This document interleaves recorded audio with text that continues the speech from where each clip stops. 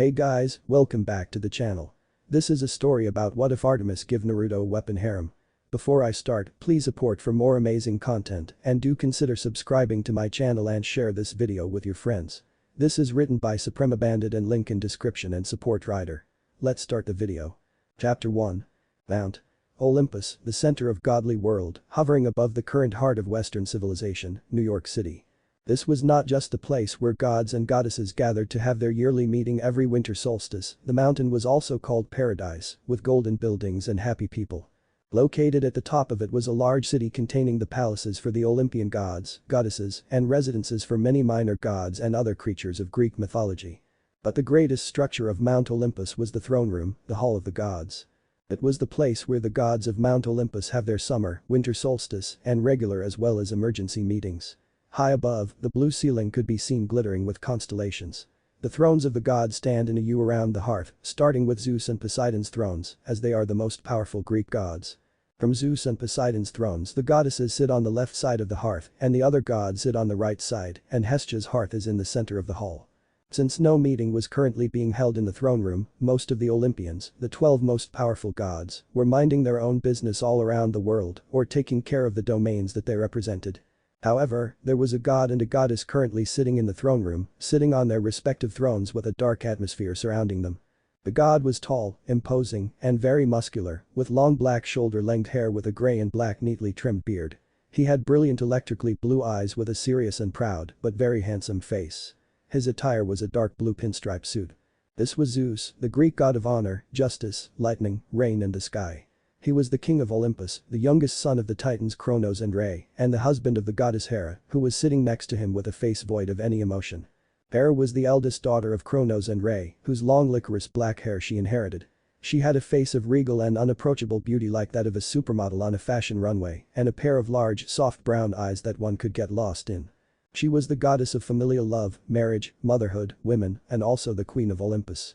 As they sat on their respective thrones next to each other, the atmosphere between them was thick and heavy, as if one could cut through it with a knife. The king and queen of Olympus had not spoken any words to each other for a whole week now, all because of the horrible event that had happened last Sunday. Aelia Grace, the latest demigod daughter of Zeus, was killed by the monsters sent by Hades right in front of Camp Half-Blood and later turned into a tree with magic to protect the camp from all monsters by Zeus himself. Hera wasn't happy about it, not in the slightest. Zeus had cheated on her again, her, the goddess of marriage, for a mere mortal woman. Not only that, but he had also turned his daughter into a tree to make sure that she would never fall into their eldest brother's grasp. She loves her husband with all her heart, but he could never keep it in his pants and stay loyal to her, like how she had always done to him. They had gone through so many things together and yet. Finally, Zeus decided to speak up, breaking the uncomfortable silence between the two of them with a low tone. I am not in the mood, Zeus Hera plainly said while looking away, her face still remained the same. After so many years of having Zeus cheated on her for so many times, she had come to get used to it. But, unlike her son, Hephaestus, who would gladly divorce his unfaithful wife, she couldn't ever get over it mentally. It didn't change the fact that it still hurt a lot whenever an offspring of his showed up or was discovered. Hera. I am heading back. Hera said emotionlessly as she stood up from her throne and got ready to transform into her true form to teleport away, but her husband suddenly grabbed her wrist. Wait, Kushina. Just how many years had it been since the last time he called her by that name? It had been so long ago, one of the only times in her long, immortal life that Hera had found true happiness with him and the marriage between them. Sure, they still had powers, but they were not godly.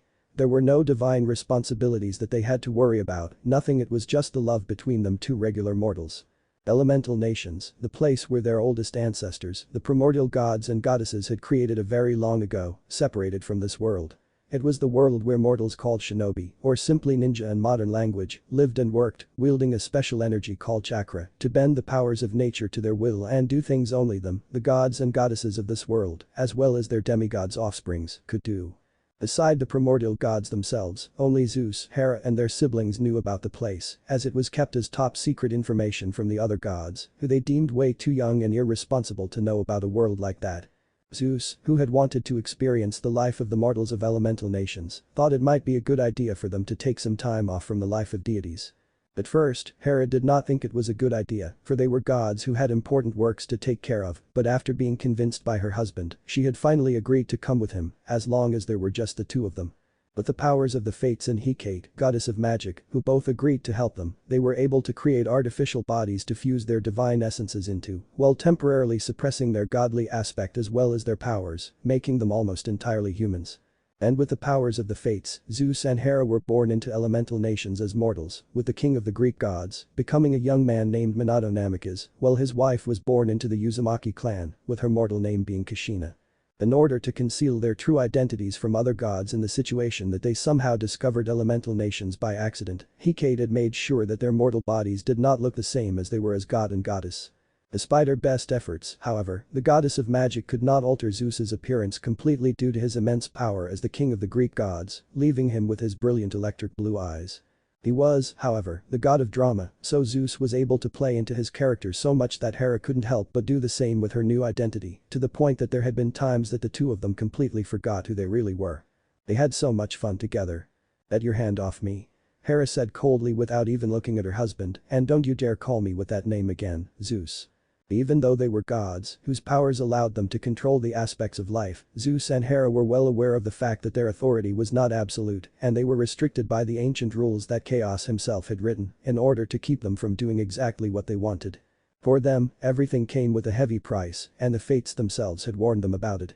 They had a son there and his name was Naruto. He was no god, just a normal boy who Hera had given birth to in the traditional way. She had given birth to many of Zeus's children before, but it was the first time in her life that she had felt so much love and pride for a child. Naruto was everything that she had ever wanted. But the night that they had Naruto, they had to pay the price of happiness, the price of being Minato Namikaze and Kushina Uzumaki, two mortals whose true natures were two of the most powerful gods of their world. "Hera, please," Zeus pleaded as he stood up, "I can't just leave Thalia like that. I cannot let her fall into the hand of my brother. You know what he will do to my child. Then you shouldn't have brought her to this world in the first place, husband. You know the consequence, but no, you still have to do it.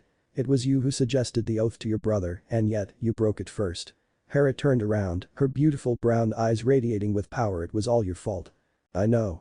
Thalia was your daughter, yes, she's but a child.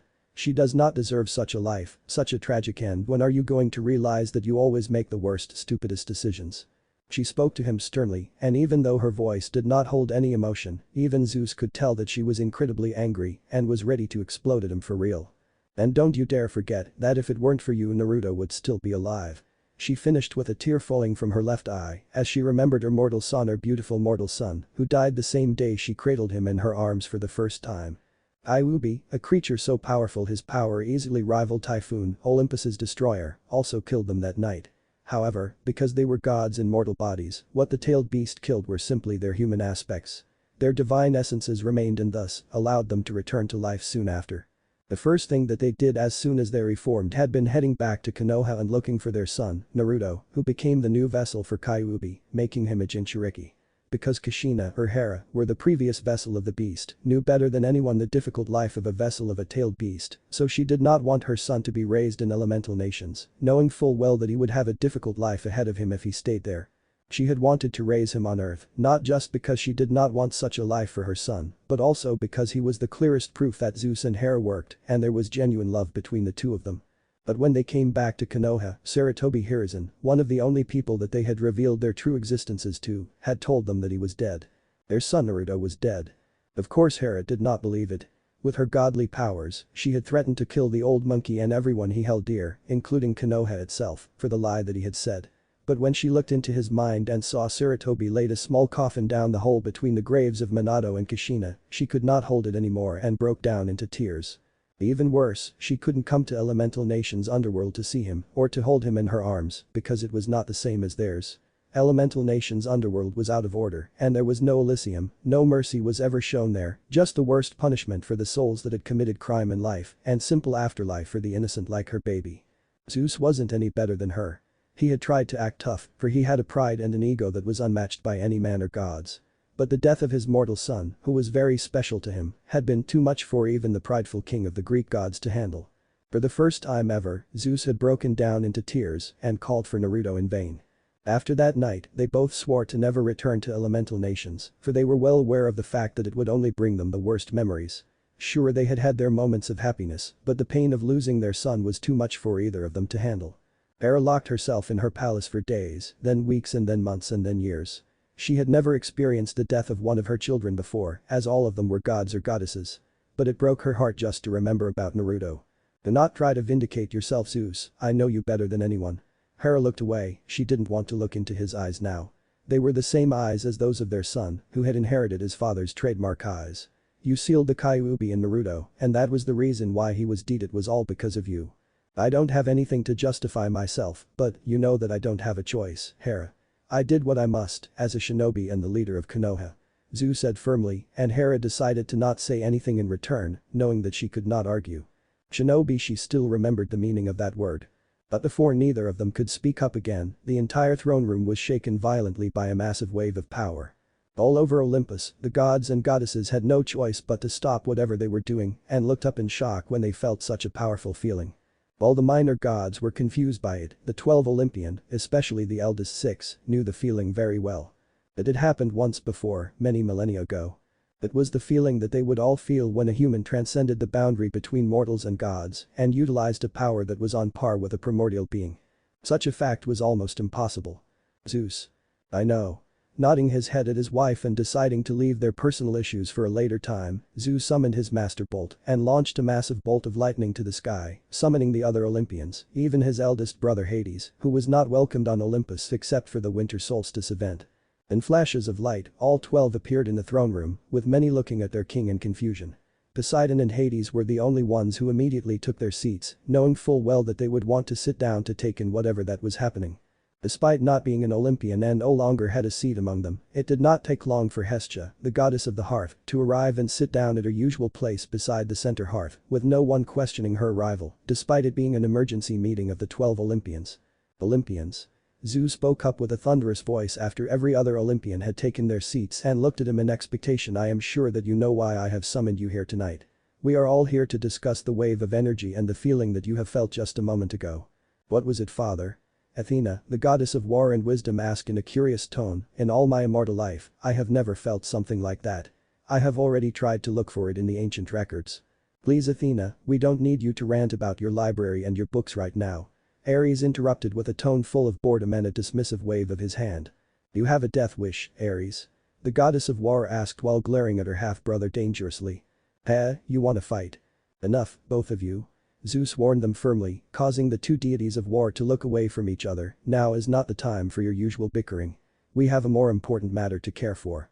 Listen carefully, what you felt just a moment ago was the alerting energy that Chaos himself has created at the point of human's creation. Let there ever be a human that has transcended the boundaries between mortals and gods and fighting on equal ground with a primordial being. Almost every jaw in the room was dropped down to the ground in shock. You can't be serious, father. Athena broke the silence, picking up her jaw from the ground to utter the only logical statement that she could manage in her mind to speak to her father. No mere mortal could fight against a god, let alone a primordial being, which could be even stronger than gods themselves. My words are the truth, he swore it on the sticks. Thunders rumbled outside and, even though most of them didn't admit it, they had hoped that Zeus would be punished for telling a lie, no matter his position as the king of the gods. It did, however, confirm that he was telling the truth, that somewhere out there, a human had become as strong as a primordial being. For a mortal to wield such power, they can become a dangerous threat to us if we don't do something about it. Hades said seriously while looking around the throne room. And there is also the problem of the being that they are fighting. Poseidon pointed out, receiving a nod of the heads from both of his brothers. We always keep a close eye on our oldest ancestors, so we know that it couldn't be any of them that are fighting this mortal. Whoever it is, they must have the powers that rivaled one and is considered a primordial being by nature itself. Which makes them even more dangerous to us than this mortal. Zeus said, before summoning Iris, the goddess of rainbow, who appeared before them looking as confused as the younger Olympians had been. Take this, Iris. But that said, Zeus summoned with his master bolt a brilliant crystal, which he then handed to Iris before telling her, it will allow you to show us with your powers the mortal and this primordial being, if they are still fighting. Make sure that it's one way only. We need to see who they are without alerting them of our presences. Yes, your majesty. Iris replied before activating her powers with the crystal in hand. A rainbow soon appeared in the center of the throne room, showing them the images of a shadowy figure that soon became clear. No. They all heard Hera gasping in shock, even Zeus couldn't hold his master bolt in his hand firmly anymore and rose from his throne in shock. It can't be, Zeus muttered. The person within Iris's rainbow soon revealed themselves to be a woman with extremely long, sweeping white hair that hovered like a cloak behind her back. The most noticeable features about her, however, were the two horn-like protrusions that stuck out from her head. The woman had abnormal wide eyes and a third eye on the center of her forehead that's eyelids parted vertically. For clothing, she wore a transitional high-collared harem kimono, which was adorned with intricate lines that were gold and purple and tomo running down the center and edges of the gown. Kaguya Otsutsuki.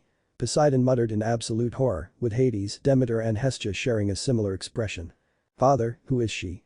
Athena asked with a worrying tone. She had never seen the look of shock and horror on her father, his wife and those of the other older gods and goddesses like that.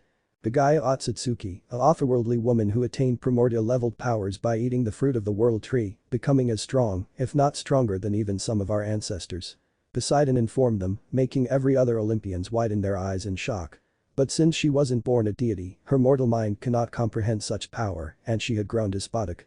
More or less, you can say that she became mad with power. But father, how come we have never heard of her? Athena couldn't help but ask, surely someone with that much power will. Because, fortunately for us, she is not from this dimension. Hades answered. All questions then disappeared from the Olympians' mind when suddenly a flash of light appeared next to Kaguya. With energy like claws formed around their hands, the person then used it to cut away one of the goddess of rabbit's arms before disappearing again in a flash of orange light, so fast that even Hermes couldn't keep up with him. This must be that mortal who has ascended beyond the boundary between mortals and gods. Poseidon said, with a hint of admiration in his tone. Is that Hera raised an eyebrow in confusion before looking at her husband, who nodded his head in confirmation before saying. Hirishin. The lighting god muttered, but only his wife could hear him. It was Hirishin or something similar to it. Being the one who had perfected the technique, Zeus could recognize it anywhere. The person then reappeared behind Kaguya and delivered a roundhouse kick to her back, sending her flying before pulling out two black sticks from the black orbs leviating behind his back, throwing it toward the limp arm of Kaguya on the ground, stabbing through it like he was doing it to keep that arm immobile.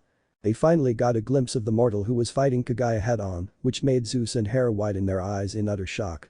The person bore a striking resemblance to Zeus's human disguise with spiky blonde hair. His eyes, however, were orange instead of brilliant blue, with his pupils greatly resembling a cross. However, Hera could see that his face had the same shape to that of Kushina Uzumaki. He was wearing what looked like a yellow energy coat with a black bodysuit underneath. The bodysuit covered his torso, reaching down his arms to his knuckles and down his legs to the point just above his sandals. He also had a pattern of 6 magatama around his collar. Sasuke, out of the way. It seemed that he wasn't the only one who was fighting her, as there was another boy who had his entire body in a thick, purple-like energy in the shape of a gigantic warrior samurai with wings. Quick Naruto. The black-haired boy, Sasuke, shot himself out of the warrior and shouted to the blonde, who nodded his head and attacked Kaguya after him. Naruto. It can't be. Hera, who couldn't stop herself from gasping loudly in shock, shot her hands up and covered her mouth in realization. She had recognized the blonde-haired boy long before his friend shouted out his name, which was the only confirmation to her suspicion. Yosh. Let's do this, guy. He shouted before in 9 puffs of smoke, 8 identical clones of himself appeared and stood on thin air, circling around Kaguya with each raising their hands above their heads and creating 9 different kind of spinning energy orbs above them with the same spinning wings of energy that made them look like large shurikens wielded by ninja. Wow. Apollo and Hermes wolf whistled in amazement at the sight of such techniques, while Ares was crackling in excitement because of the battle that was unfolding before his eye. The Rasengan, Zeus muttered in awe as he sat back down his throne, his eyes never leaving the young man as he and clones prepared to throw the energy shuriken at Kaguya. I can't believe it. He completed the Rasengan. Senpo. Cho Biju Rasen Shuriken. They shouted and threw all 9 Rasen Shuriken at the goddess of rabbit at once, creating a massive explosion that sent her flying. The combined explosion was so powerful that even though they were only watching, the gods and goddesses of Mount Olympus couldn't help but feel as if it was happening right before them, with some even feeling the intense shockwave and energy generating from it. Incredible. Athena said in amazement, so this is the human whose powers match that of a primordial being. But powerful as he is right now, are you sure that he's just a normal human? Well, you can argue that he's a bit more than just human, even before attaining such power. Poseidon answered with a shrug of his shoulders, watching the fight with interest. He must be a shinobi, but I have never seen one this powerful for so long. Shinobi. Keep your damn voice down, owlhead. This is starting to get good. Ares once again interrupted his sister when another massive warrior formed, this time around a man with silver hair and a mask covering the lower half of his face. Kakashi? Zeus couldn't help but ask in surprise. Zeus, do you think it is him? Ignoring the silver-haired man, Hera turned to her husband and asked him with the most hopeful tone, do you think he is really our Naruto? I think he is, but I don't understand why Hiruzen told us he was dead. Zeus said, as lightning crackled dangerously around his master bolt. Hiruzen has a lot to explain. That is not the case now. Zeus, her son, is fighting Kaguya Otsutsuki. Hera gritted her teeth and reminded him. It was fortunate that every other Olympian was watching the fight so intensely they did not notice the conversation between them. We have to help him. Before she could stand up, Zeus suddenly put a hand on her shoulder, stopping her. I don't know why, but I think he got this. Zeus said, turning to look at Hera with a look she had not seen since her husband reformed from the death of his human aspect. Plus, remember Arav. Going to elemental nations right now will only bring bad luck to Naruto, and that is the last thing he needs at the moment. Hera bit her bottom lips in frustration, wanting nothing more than to argue with her husband and head straight to elemental nations to help Naruto, but deep down, she knew that he was right. God's oath was not something that even they could break so easily. Normally, it would be their children and those who related to them that would have to suffer the consequences, and in a situation like this, bad luck would be the one thing that she did not want to bring to her son. So without any other choice, Hera chose to sit down to her throne and turn back to Iris's rainbow to watch the fight worriedly, praying to the fates that her son and his friends would triumph over Kaguya. And so, for the next several minutes, the Olympians sat on their thrones of powers and watched as Naruto and his teammates fought Kaguya Otsutsuki, who was slowly pushed back by their combined efforts and powers. Eventually, the four, with Naruto and Sasuke being the two main factors, successfully sealed away Kaguya and the giant rabbit monster that she had become by a sealing technique that gathered rocks on the ground to lock her inside an enormous planet-sized orb of Earth, which then flew slowly to the sky and looks just like a small version of the moon. Interesting technique. Artemis, the goddess of the moon herself, said after seeing the similarity in the new moon Naruto and Sasuke had created to imprison Kaguya and the moon that mortals of their world interpreted her chariot, which was the moon itself. They did it. They defeated Kaguya. Poseidon uttered in shock, awe and admiration. Son Zeus muttered proudly while fixing his gaze on his son, never before had he felt this proud in his immortal life. Then everyone saw Naruto turning back to normal, revealing his normal features as well as his brilliant azure blue eyes just like Zeus. Besides the fact that he's kin to Hot, am I the only one who thinks that his eyes look a bit familiar? Aphrodite asked slowly while glancing toward Zeus, who chose to ignore her and everyone else as he kept his eyes on his son, who walked toward the severed arm of Kaguya, making the Olympians finally notice a strange blob-like shadow with a face and sharp teeth hiding inside the sleeve. What the hell is that? Aphrodite couldn't help but ask in disgust at the sight of such creature. By the way, you didn't want to leave your mom, right? Naruto then asked with a slight smirk down toward the dark being inside the sleeve. The Iwit muttered in shock. You have been hiding in the shadows all this time, but I noticed you here. Reached his hand down out and grabbed the arm, picking it up. You're just a part of the shinobi's history I created so far. You are just a brat, you can't. Naruto's eyes hardened before saying firmly. The shinobi's history was made by the lives of many ninja and their deaths. With that said, Naruto then threw it toward the moon along with the arm of Kaguya, a firm look on his face as he shouted after them, a brat who can't even leave his mother's side won't ever understand a thing about it. Indeed. Athena nodded her head in approval before snapping her head to look at her father Shinobi. Ninja. Father, you have a lot to explain. Zeus looked at his daughter for a moment before sighing longingly and nodding his head to Iris, who made her rainbow disappear before handing the king back his magic crystal and leaving the throne room, allowing the 12 Olympians and Hestia to stay behind and discuss what just happened among themselves. To say that they were all shocked would be an understatement. Hera, wait. Just think about it for a second here. Zeus called as he followed his wife into the palace they shared together. The queen of the gods was in a hurry as she headed into her room and grabbed whatever that she could bring with her, including her peacock cloak and staff, the symbol of her powers. Don't you dare think you can stop me now, Zeus. I am heading there. Hera replied to her husband with a firm tone. I know that you are worried for Naruto, believe me, I do as well, but we just can't stomp into his world and say we're his parents just like that. Zeus frowned. We have an oath to uphold, Hera. You know how ridiculous it sounds when you are the one who said that. Hera asked sarcastically, making Zeus roll his eyes at her, and I don't care. I am heading there and I am gonna bring Naruto back with me. Then what? You wait for the sticks to finish punishing our son? Zeus asked in a serious tone. Calm down and think about it for a moment here, Kushina.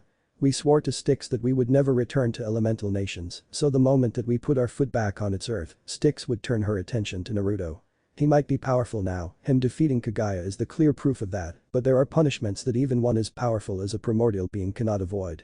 But you want to make his life even more difficult than it already is? You know better than I do what the life of a Jinchuriki is. Do you want our son to suffer even more because of the decision that we made and will make? But Hera tried to argue, but once again, she knew that her husband was right. It was rare for him to win an argument of theirs so easily like that. Then what are we going to do now? I can't just leave him there. It has been 17 years already. I think our best course of action now is to send one of the Olympians to come and get him. Maybe two, just to be sure. They are not bound by the oath like we do, so they can travel to elemental nations with no consequences. Zeus told his wife, making Hera nod her head in understanding. They better bring him back to us unscratched. Hera's eyes then turned cold. What about Hiruzen? And Tsunade as well as Jiraiya? They lied to us, Zeus. It was Hiruzen who told us that our son was dead and even faked the scene in his mind. I don't know how he did it, but I want an answer. I do as well, Hera. Zeus replied to his wife with a nod of his head. Chapter 2. Why are we here again? Artemis, the goddess of the moon and hunt asked while looking around the hall of the Greek gods, patiently waiting for someone to give the answer to her question. Anyone who looked at Artemis could see that the goddess of the hunt did not want to be there, and no one could blame her, since none of them wanted to be summoned at this time of the year either, with the only exception being maybe Athena, who was sitting on her throne burying her face in a book in a manner not unlike a hard reader in a library. Around the throne room, every other Olympian was minding their own business. Ares was yawning in boredom as he sat on his throne in the most ungodly manner. At the same time, Aphrodite was, just as Artemis had expected, caring only for herself, double-checking and even triple-checking her own looks in a handheld mirror, trying to perfect her already so-called perfect look. At the very least, Artemis appreciated the fact that the goddess of love was not trying to bother her again, something that she had been doing a lot recently much to her annoyance. Hephaestus, meanwhile, was tickling with the machines on his lap, trying to put together or invent a new mechanical item that Artemis did not recognize. Dionysus, meanwhile, was reading a wine magazine while drinking from a can of Coke, looking quite miserable and more drunk than he normally had been before the punishment their father had put on him. Demeter was ranting again about how good cereals were again to their health, even if they were gods to anyone who was bothering enough to listen to her, which in this case was none other than the goddess of the hearth, Hestia, everyone's most favorite auntie. Her childish brother was, just as Artemis had expected, engaging his brother in more things than just blood and best friend Hermes about the women that they met in their immortal life, which disgusted her to no end. Poseidon, on the other hand, was sitting by himself and twirling his trident around in his hand, probably thinking about the Atlantic and his people. Surprisingly enough, Hades had also been summoned to the meeting, and the god of the underworld was currently sitting on his throne-like chair, looking quite laid back with his hands behind his head. She had no reason to not like her uncle, but his presence on Olympus outside of winter solstice meeting had always meant that something big was going on and they needed every god of the Olympian Council to present. Yo, Artie. Do not call me that, brother.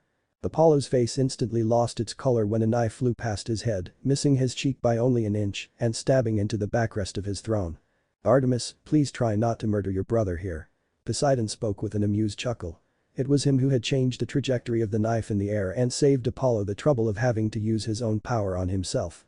I will keep your suggestion in mind, uncle, but no promise. Artemis said with a smile to the king of the sea as she retrieved her knife with a wave of her hand. And how can I help you, brother? Do you know why we are all here? Didn't I just ask the same question? Artemis responded with her own question, but Apollo simply shrugged his shoulders at her in response. I am also in the dark just like you, brother. Artemis answered, thinking about her huntress. She had no doubt that her Lieutenant Zoe would keep everything in order for her while she was gone, but she was worried that monsters might attack them where they were camping while she was away. The monsters had been a whole lot more active recently, and it was in their duty to find out the reason. Artemis opened her mouth to speak, but her father beat her to it as he arrived in the throne room as dramatically as ever in a bolt of lightning.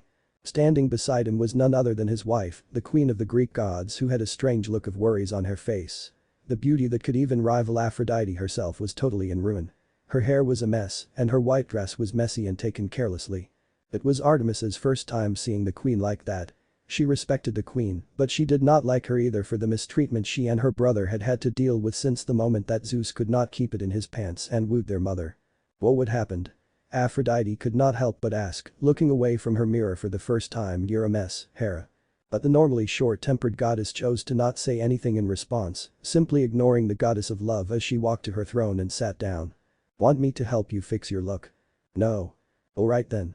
The goddess of love waved a hand at Hera dismissively, looking as uncared as ever, but Artemis could see that Aphrodite was somewhat nervous by the tone that the queen had just spoke to her. Go back to your seats, everyone. Let us start this emergency meeting. Zeus spoke up, tapping his lightning bolt lightly on the floor of the throne room after clearing his throat. He waited until everyone had settled down on their seats and Ares had woken up to begin. Now, let's discuss the most important matter at hand. It's about the boy we saw last night fighting the primordial being Kaguya Otsutsuki, Naruto Uzumaki. Fishcake spiral?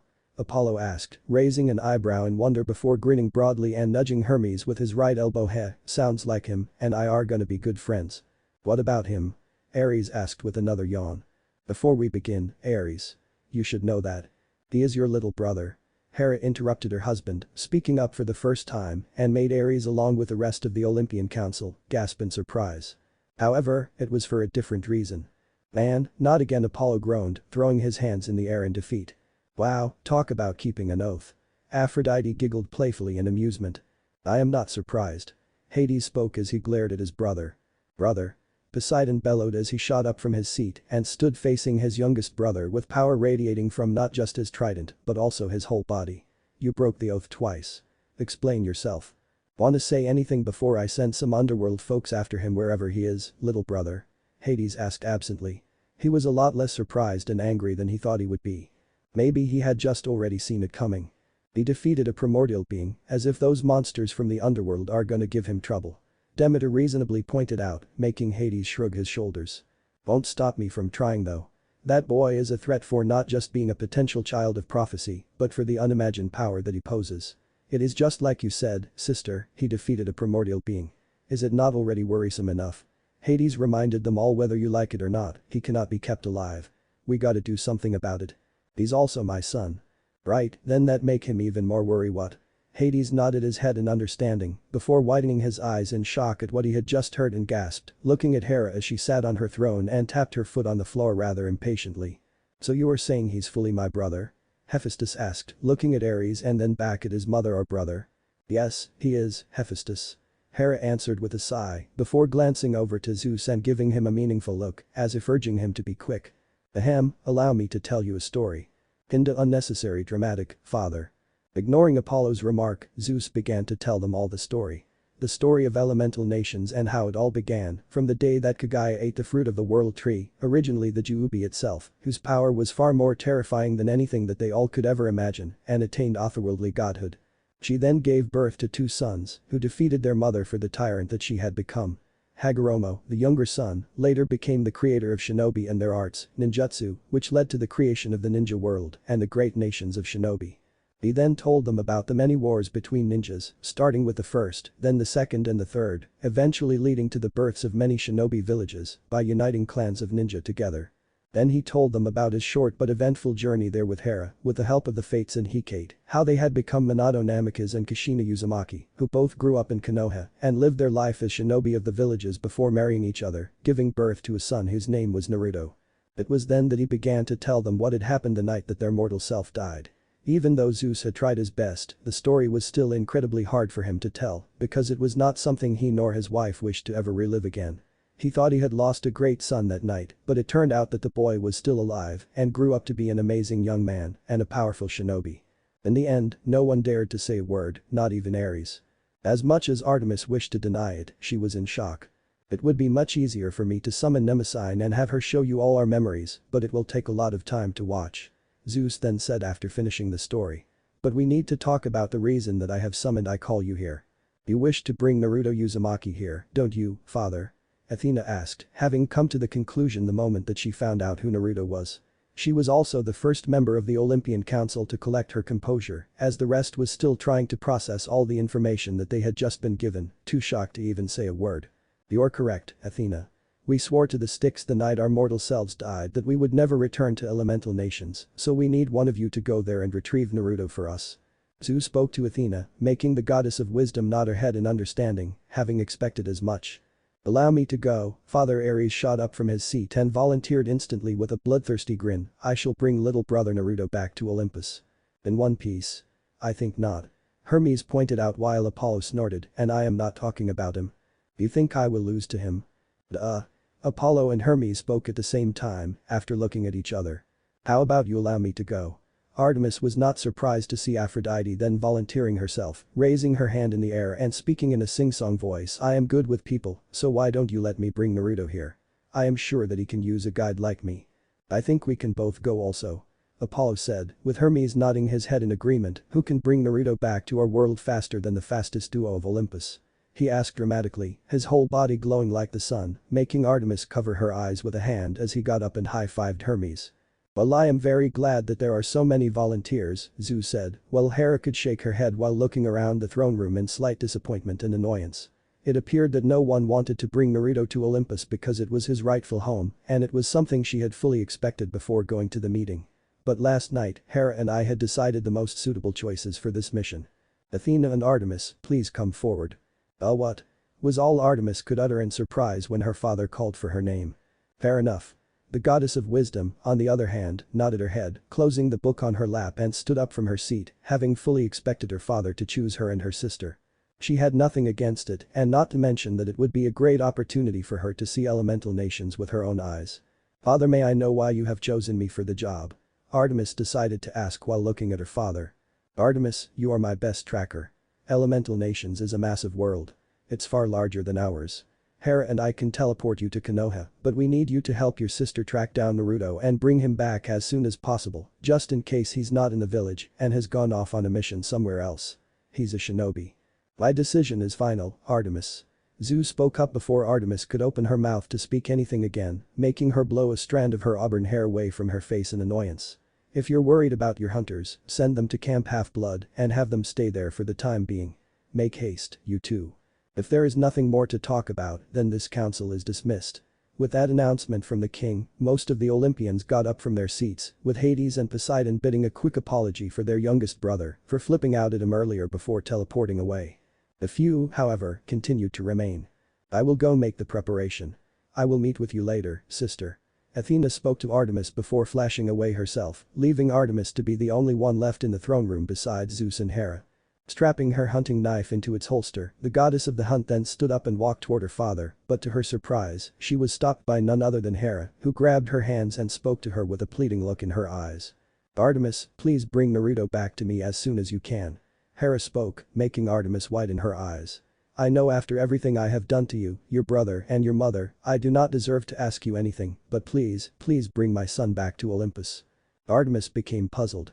On one hand, she wanted to ignore the queen and walk to her father to reason to him that there were obviously better choices for the mission he had given her and Athena, but on the other, she wanted nothing more than to help this woman, realizing that under all that bitterness that she always took out on those around her, she was still a mother. A mother who loved her son, her children dearly. She knew how special Naruto could be to her. She was no goddess of love like Aphrodite, something that she was thankful for, but she knew that Naruto was not just her son. He was the proof of her love for Zeus, the husband who had cheated on her so many times just because that he could. Alright, Hera. Artemis spoke finally after making up her mind, squeezing her hands around the queen's as she looked straight into her eyes. I promise to bring your son back to you. Break.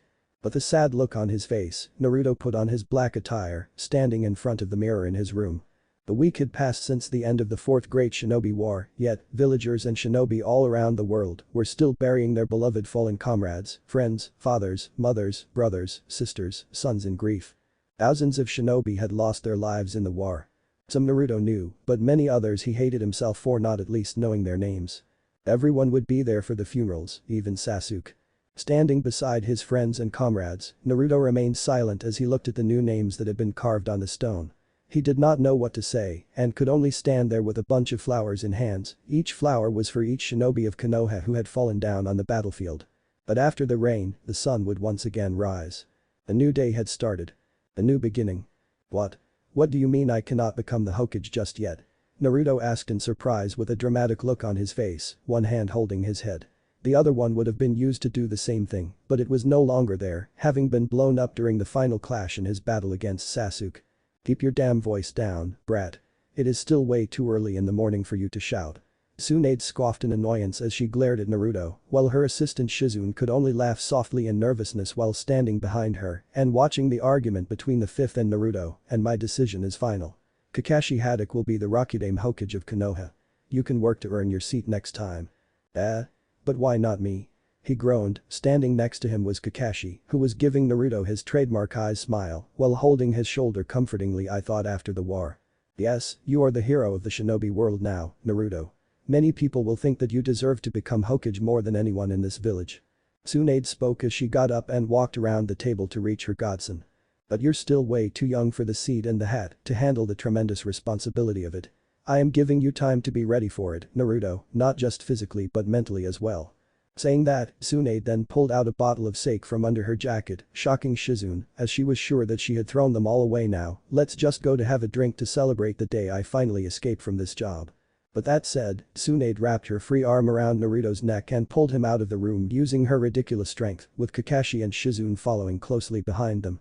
The whole way, Naruto tried to reason with the blonde woman, but the moment that they arrived at the street of Konoha, the cheer of the villagers caused Naruto to stop, leaving him standing there in surprise. Well, you might not be the Hokage yet, Naruto. Kakashi said as he walked over to his student and spoke to him warmly, but isn't this almost all but only thing that you have ever wanted? Naruto could only nod his head slowly in response as he looked around, finding himself experiencing the same feeling he had had after Kakashi brought him back to Konoha after he had defeated Pain and confronted Nagato. Once again, they had called him their hero. Break. You are drinking too little, brat. Here. Drink some more. Tsunade spoke excitedly as she tried to make Naruto drink another bottle of sake, giving him no choice but to try to push it away. It was 3 in the afternoon, and he had already been forced to drink his 7th bottle. At the same time, they weren't the only ones currently celebrating in the restaurant. All of his friends were there with them, including even Sasuke himself who had just been released from prison after much efforts from Tsunade and Naruto to convince everyone that he was no longer a threat. Regardless, because they had shown up, Tsunade had invited them to join the celebration with her. Chaoji was screaming at Lee for eating his last piece of barbecue, but instantly lightened up when Ino, who knew her teammate far too well, brought a brand new dish of barbecue to him. Can I sit here? Naruto asked, after managing to shrug off Tsunade and leave the table to walk over to his so-called best friend, who was sitting all by himself at his own table. Sure. The last Uchiha answered simply. How is your arm? Naruto then asked after sitting down. The same as yours. Once again, Sasuke gave Naruto a short answer. Bach-an told me she was making prosthetic hands for us from the cells of the first Hokage. Naruto informed him. She is still working on it, but we will have both of our arms back soon. I don't think I'm going to stay in this village till then. Sasuke said. Surprised Naruto.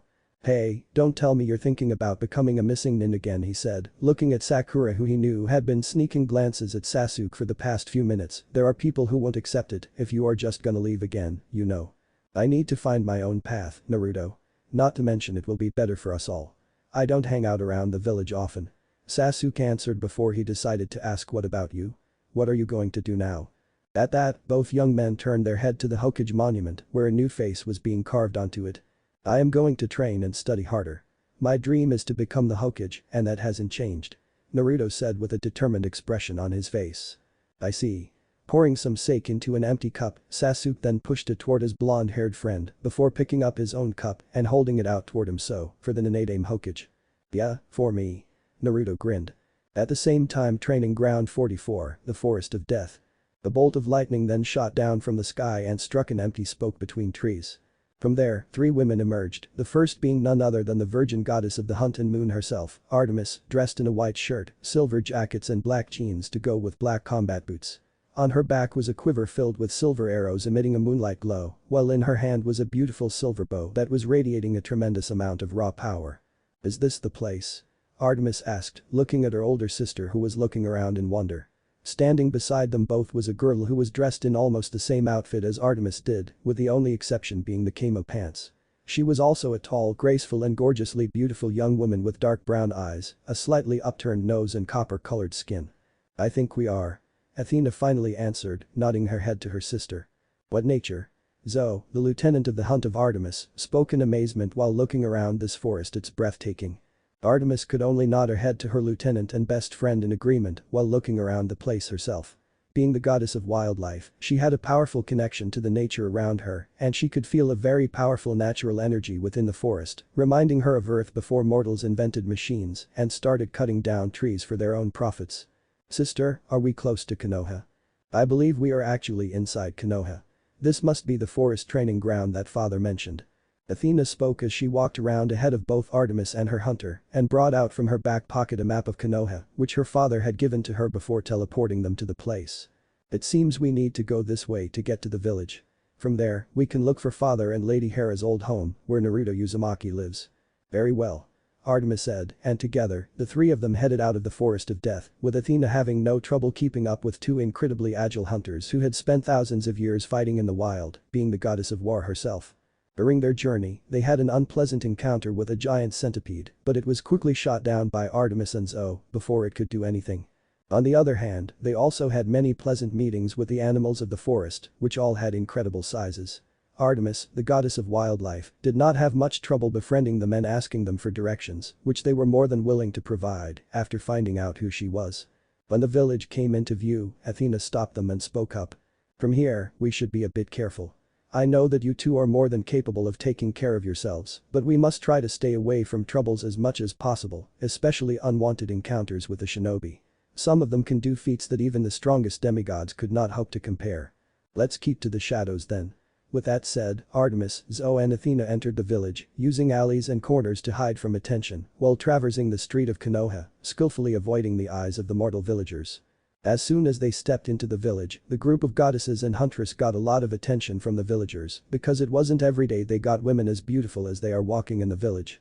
However, when they were deciding the best way to cross a street to reach Namika's residence, Zeus and Artemis spoke up at the same time as they felt presence approaching them at rapid pace from above. "We got companies."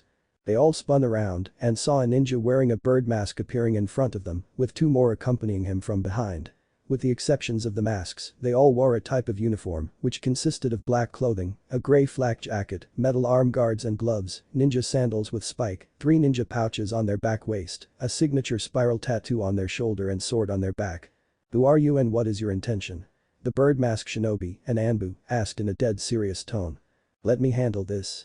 Athena stepped forward and spoke calmly, holding up both of her hands. "Greetings. My name is Athena.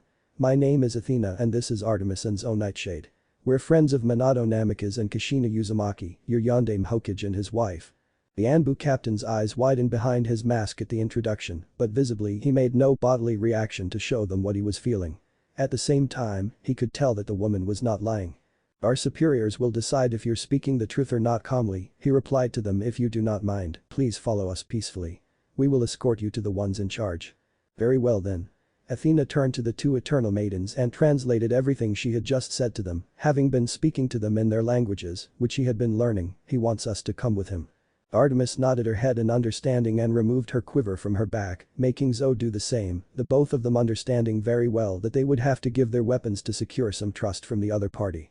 It was standard procedure anywhere and not just their world. Not to mention that they could retrieve their gears any time with just a snap of their fingers. But before she could give her weapons to Athena so that her sister could hand them to the shinobi, a glint of yellow caught her attention, causing Artemis to snap her head up and look at the house on her right. Time seemed to slow down around Artemis as she focused her sight on that yellow blur, having no trouble keeping up with it and fully seeing it as Naruto Uzumaki, who was jumping from rooftop to rooftop at the speed and grace that surpassed even some of her best huntresses. "Artemis, wait." Athena called when suddenly the goddess of the hunt turned around and leaped into the air, launching herself so high up the Anbu was left gasping in surprise. Transforming into an eagle, Artemis then flew forward until she was ahead of Naruto and transformed to drop down right in front of him, causing the blonde to gasp in surprise and stop himself, tripping on his feet and falling down on his ass before incredibly beautiful auburn-haired woman that suddenly appeared in front of him. "Found you, Naruto Uzumaki," Artemis said. "Who are you?" was the only logical question that Naruto could ask in response as he gazed up at Artemis. "Artemis. Oh no," Kurama thought inside of Naruto's mindscape, knowing well who this woman was from Naruto's mother. "Oh right, I cannot understand what you are saying," Artemis said, hitting herself mentally for not giving enough effort in learning his language before leaving. Sorry, but I cannot understand what you are saying." Naruto spoke to her while silently reaching behind his back to pull out a kunai at the ready. Anyone who could suddenly appear out of nowhere in such a manner could be quite dangerous. "Naruto, I sagely advise you to keep your weapon holstered in front of this woman and try not to piss her off, okay?" "Huh? Why? You know her, Kurama?" Naruto could not help but ask his Bijuu companion, looking at the gigantic nine-tails fox in his mindscape. "Her name is Artemis. I can reassure you that she's friendly and quite reasonable to talk to so long as you do not rub her the wrong way, as she has some problems with the opposite gender." "What does that even mean?" "She doesn't trust men." Why didn't you just say so?" Naruto scoffed in amusement at Kurama, making the fully merged nine-tailed fox roll his eyes at him before turning his attention back to the auburn-haired woman standing before him. Standing up, Naruto pointed a finger at her, making her look at him disapprovingly, before saying Artemis. How do you? Before the goddess of the hunt could finish asking how he would know her name, even though Hera had told her and Athena that he did not have any knowledge about them, Naruto pointed at himself. Naruto pointed to himself. Naruto Uzumaki. I know who you are, boy. TCH, where is Apollo when you need him? Artemis clicked her tongue in annoyance, making Naruto mistake it for a gesture that was directed at him and step back in caution. Before either of them could say anything, they heard voices. Artemis. Hold it right there. Instantly, Artemis spun around and notched an arrow, holding her bow up and aiming it at the Anbu who had shot down behind her, aiming at his forehead. Do not sneak up behind me, boy. Artemis warned in a firm tone, pulling the string of her bow back and making it glow with her divine power.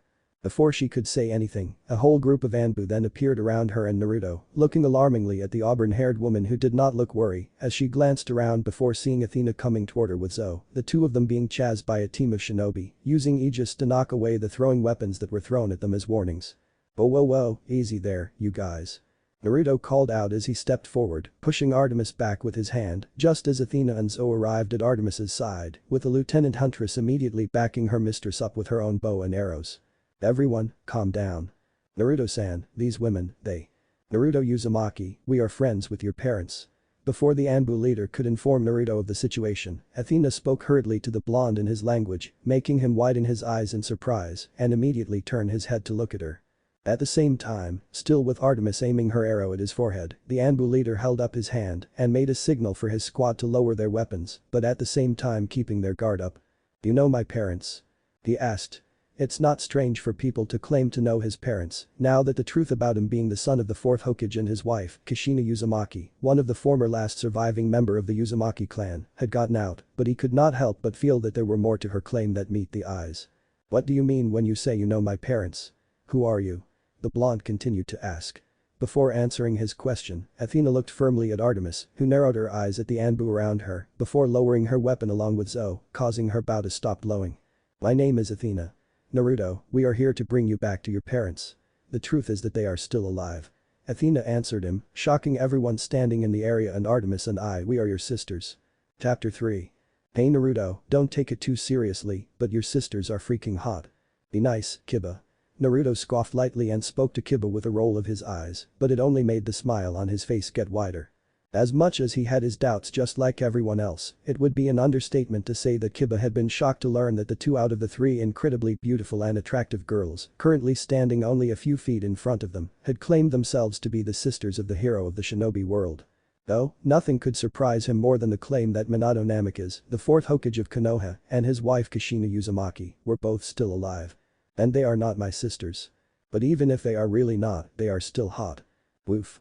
The two young shinobi then turned their head when they heard a playful bark and both found themselves widening their eyes in surprise when they saw Akamaru nodding his head to the auburn-haired girl, who appeared to be conversing with him in a casual manner in her language.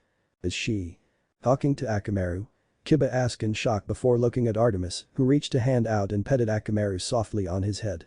Hold on a second there, you can real talk to dogs? Naruto asked in disbelief with his and Kiba's eyes widening as wide as dinner plates, despite having been told that Athena was the only one who could understand their language. What is she saying? Naruto looked at Athena and asked her after hearing Artemis spoke something more to Akamaru, making the black-haired woman then turn her attention away from Tsunade for a moment to answer him. She said his dog appeared to be smarter than him. Athena said, making Kiba drop his jaws in shock. And yes, Artemis can talk to dog, but her power does not just limit to carnies. She can talk to all kinds of wildlife. Seriously? Naruto said, looking at Artemis as she kneeled down to stroke Akamaru's fur with Zoe, who gave Naruto the impression that she adored the ninkin far more than she liked anyone else in the room, or at the very least, the boys. My apology, Tsunade-san. Athena continued as she turned her attention back to Tsunade, who continued to give the woman a puzzled look from behind her desk. As I was saying. My name is Athena, and these two here are my sister Artemis and her lieutenant, Zoe Nightshades. We are Naruto Uzumaki's sisters and here to bring him to his parents, who are both alive. That I must admit is a lot to take in, Athena-san. Tsunade shook her head and said, glancing over to Naruto who only gave her a shrug of his shoulders, looking just as disbelieving as everyone in the room. Minato Namikaze and his wife Kushina Uzumaki were two of the most beloved shinobi and kinmochi of this village, of our life. For you to suddenly appear from nowhere and make claims that they are still alive like that, I am very sorry, but it is very hard to believe. Understandable, Tsunade-san. However, I believe that there is someone who can justify my claim. Athena nodded her head in understanding before she turned slightly to the side to look at Naruto, who crossed his arms on his chest in wonder as everyone else in the room turned their attention to him. Naruto, can you ask Akaiubi or Kurama, I believe that is his name. You know. Yes, your mother told me.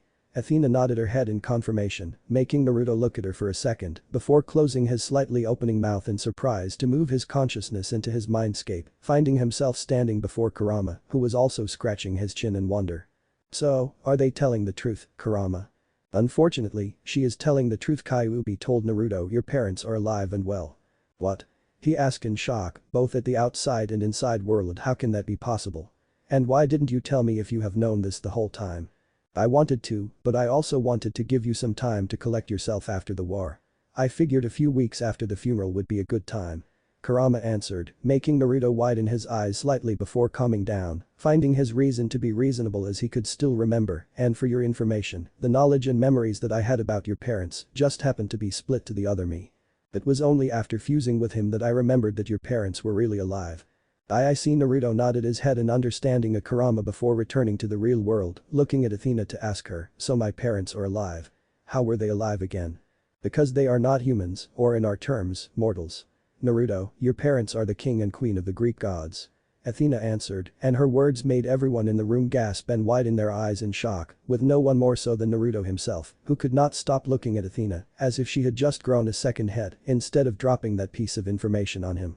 Of all the answer that she could give him, Minato and Kusuhina being gods was the last thing that they could think of.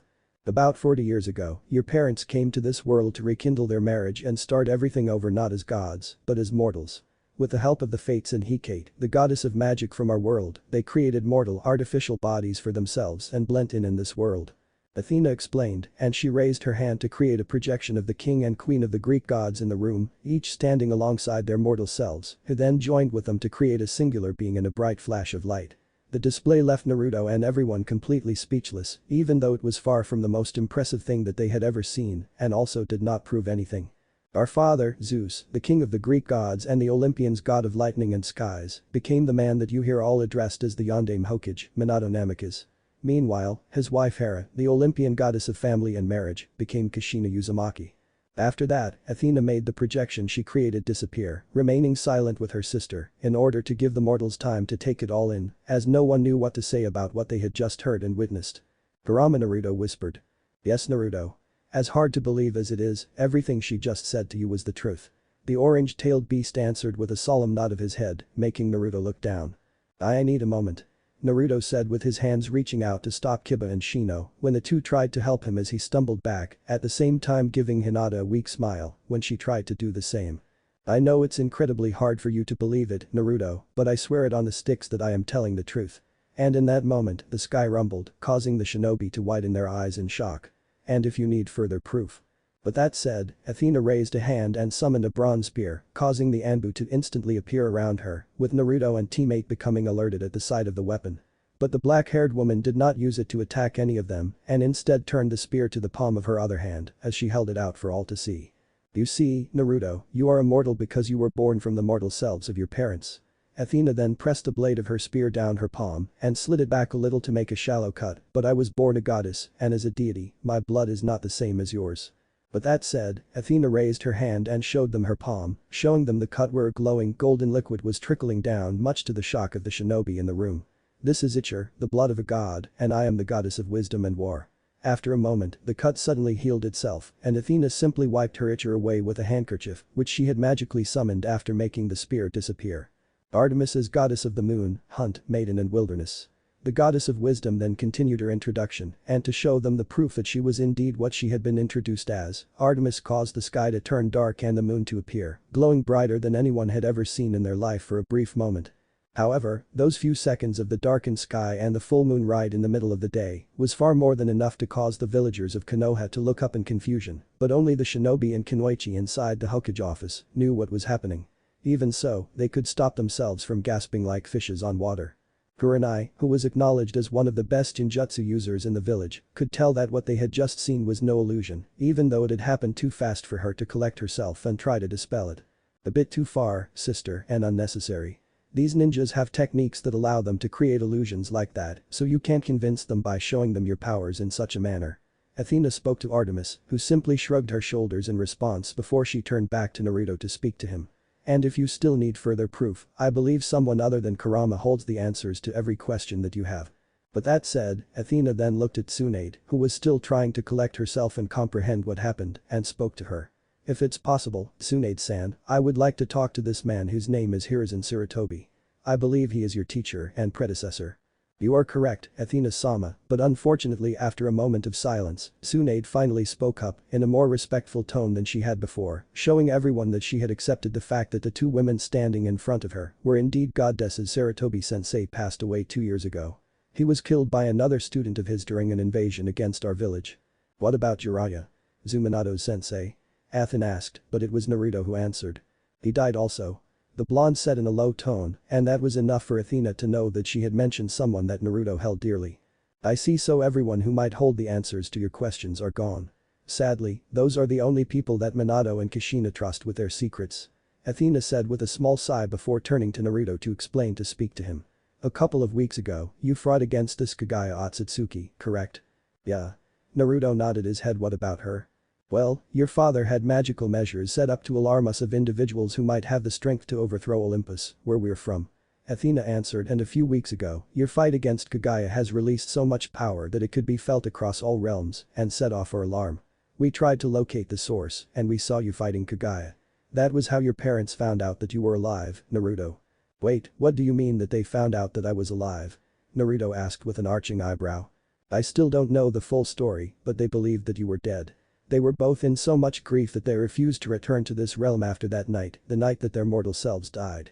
Athena answered, making Naruto widen his eyes in shock. Us gods cannot die, but when we were slain in battles, we entered a static state and returned some time later. It could be days, months or even hours in the case of your parents. When they returned, they tried to look for you, to bring you to Olympus to live with them. Athena said, and then looked over to Tsunade to continue, but they were told that you did not survive and died. It was Hiruzen Sarutobi who told them that Naruto Uzumaki was dead. The statement caused Tsunade to become completely speechless and was unable to do anything but look back at the goddess standing before her with shock-filled eyes. Your mother searched his mind to see if he was telling the truth or not. Athena then continued, and he did. I don't know how he tricked her, but he did. So you're telling me that he lied to them and he lied to me about my parents? Naruto asked Athena in disbelief, his voice trembling a little. He did not want to believe it and was forcing himself to. But he knew, deep down inside, she was telling the truth. I will assume nothing, Naruto. You are going to have to figure out a way to discover the truth yourself. Athena said in a calm tone. However, you can trust that every word that came out of my mouth is the truth, or at the very least, what I know. I did not make anything up and I did not lie to you about what I know. I swear it on the sticks, Naruto. And once again, the sky rumbled and Naruto could no longer stop himself from asking about it. What kind of swearing is that? The river Styx is a sacred river that separates the land of the living from the realm of the dead located in the underworld. Oaths made by this river bring forth something worse than death to the oath-bearer if not fulfilled. Athena explained it to him, causing Naruto to widen his eyes in surprise. Oh, alright. Naruto nodded his head in understanding before he continued, you don't have to go that far to prove that you are telling the truth, but still I guess I appreciate it. Thank you, brother. Too soon for that. Naruto immediately spoke up to stop her, we didn't know that for sure yet. Fair. Athena nodded her head to him with an acknowledging smile before she decided to ask, and it also happened to be the question that everyone was having in their mind, so what are you going to do now? I guess I need some time, you know. It's just a lot to take it. Naruto said with a weak smile. This is not how I thought my day was going to be when I woke up this morning. Hey man, same here. If you need any help with this, feel free to ask any of us. We will be happy to help. Kiba reached out and grabbed his shoulder comfortingly, making Naruto smile at him in appreciation before doing the same to Shino and Kiba, who nodded their heads to him alongside Kurenai.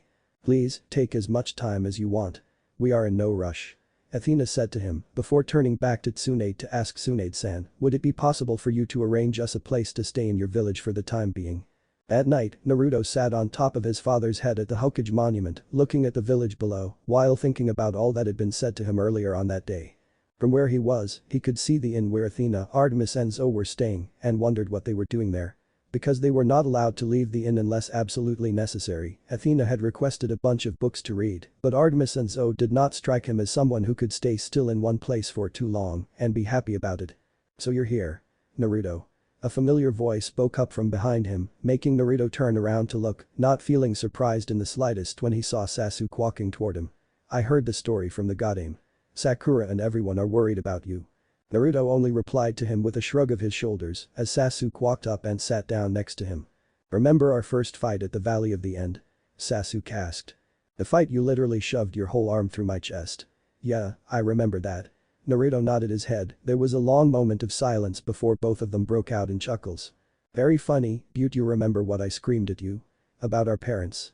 "Yeah, at that time I didn't even know who they were," Naruto said as he stretched his legs out and leaned back a little.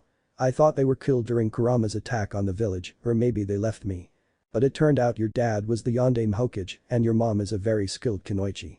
Sasuke nodded, pausing for a moment before continuing with a very small smile, "And now it has turned out that they might be even more than that. The king and the queen of the Greek gods, huh?" Naruto said and looked up, finally noticing for the first time that night that the moon was larger and brighter for some reason.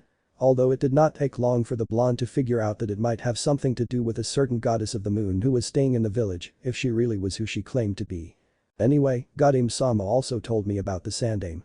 "It doesn't matter anymore, Sasuke."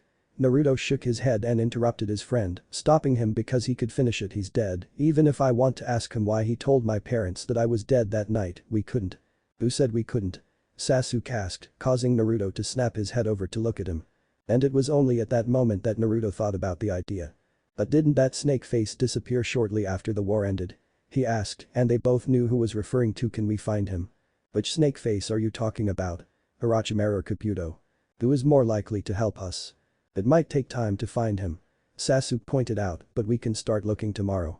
I know a few places that he can be. We might be able to find something there." "But what about the sacrifice?" Naruto then asked, remembering the requirements for that certain technique to be possible. "I'm not going to let him kill another person just to summon Oji-chan back so I can ask him a few questions."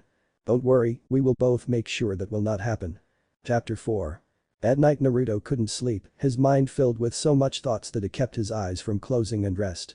He just laid there and stared at the ceiling, and the next things he knew, it was 4 o'clock in the morning.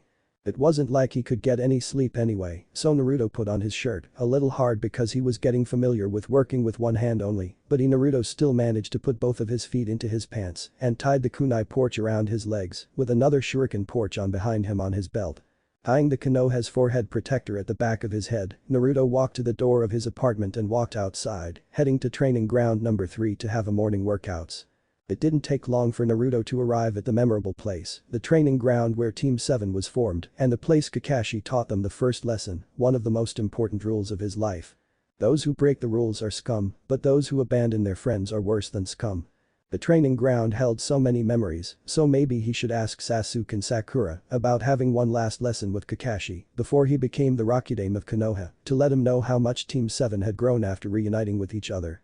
Suddenly Naruto heard the very familiar twang of a bowstring and the following thud of an arrow hitting its target.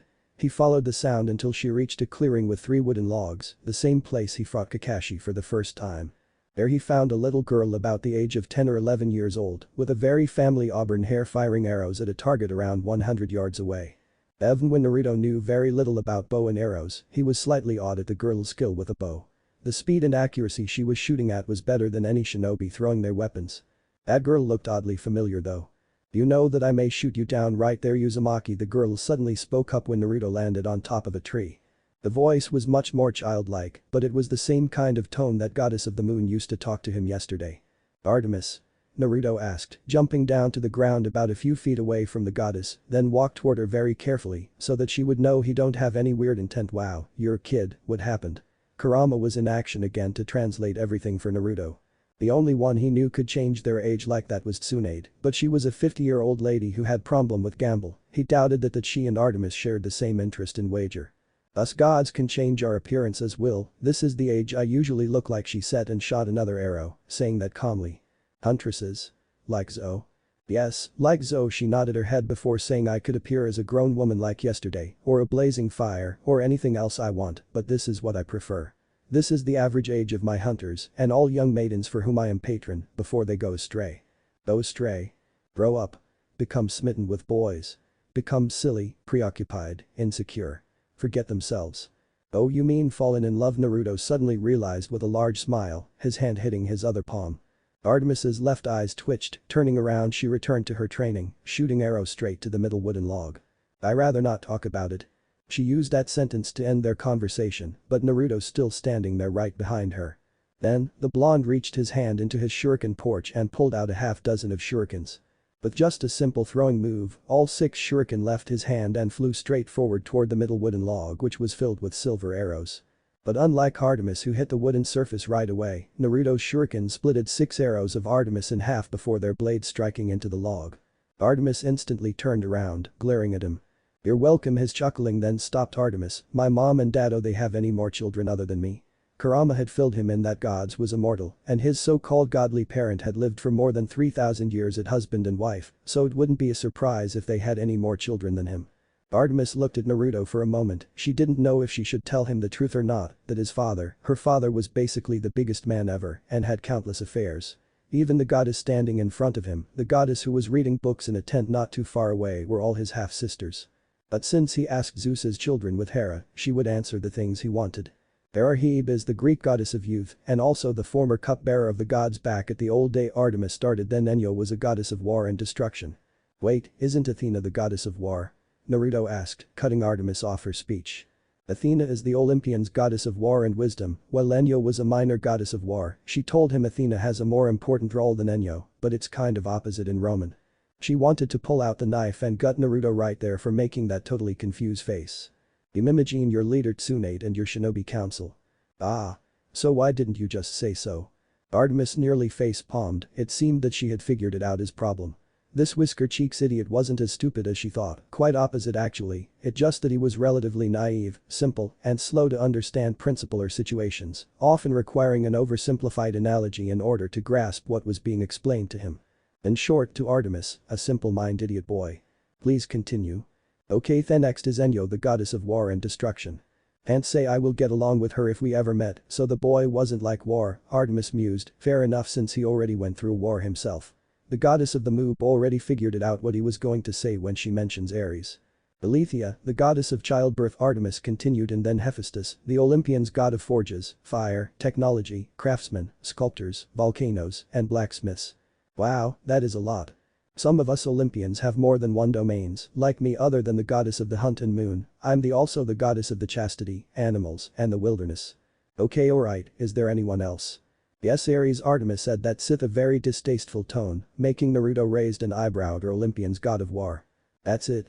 Yes, your eldest brother is mortal's least favorite. Naruto nodded. Unlike Athena, who is the goddess of wisdom, making her somewhat a goddess of war of justice, your brother is the complete warmonger, battle maniac and bloodthirsty typical man. Damn, Naruto scratched the back of his head, why do I have a feeling that he is going to challenge me for a fight? Probably was all Artemis said before returning to what she was doing. He got a big family was all Naruto thought in his head, he got a big family waiting for him at this place, Olympus. Well, most of them might not as pretty as he thought, like Ares or Enyo, they are his family, the family he always wished for when he was young. Then suddenly, after 30 minutes of neither party said any words to each other and focused on their morning workouts, Naruto's stomach suddenly grumbled like thunder, earning the attention of Artemis, who looked at him as if she was looking at a strange creature. Sorry about that, Naruto laughed sheepishly. You never stop to amaze me, Artemis sighed, shaking her head. Just when I thought you're done showing yourself, once again you come back and show a new side of you. It is because I am awesome, right? He grinned brightly, which really reminded her of Apollo's upbeat attitude, hopefully he would never turn out like her childish brother. His stomach rumbled once again. Ugh, I have enough of your hungry as she snapped her finger, and in a flash of light, a set of picnic table and chair appeared from thin air beside Naruto, surprise him. Wow, how can you do that?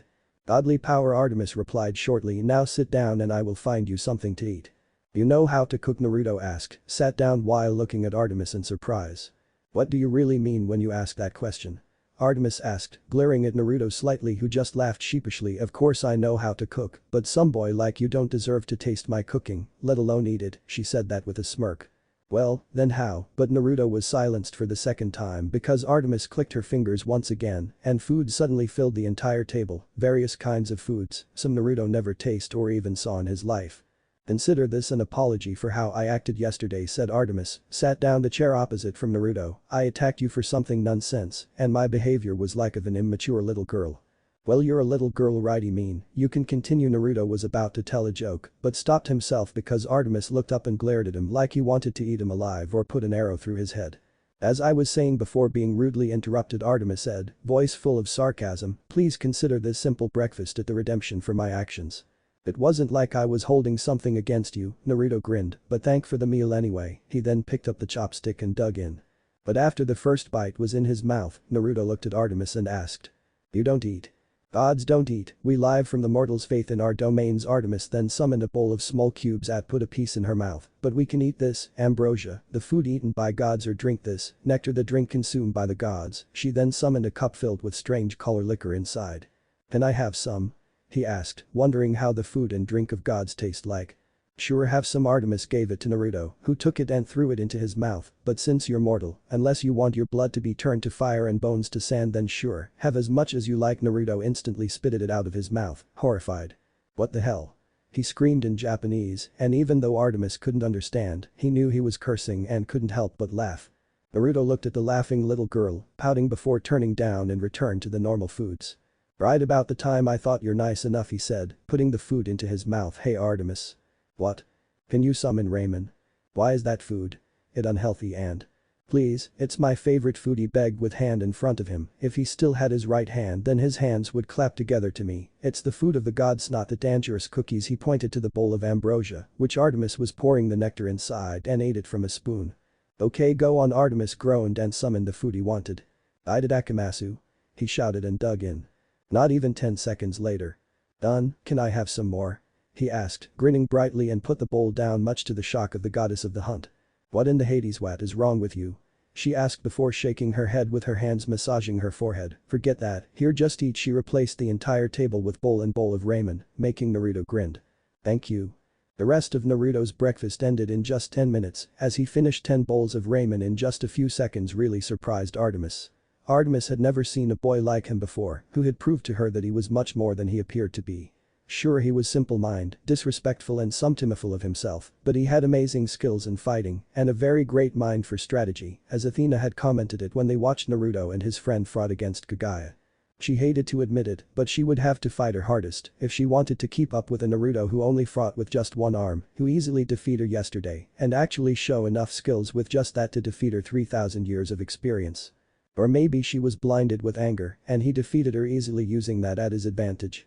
That must be it, Artemis mused to herself. It was her anger that clouded her judgment and made her to lose to him.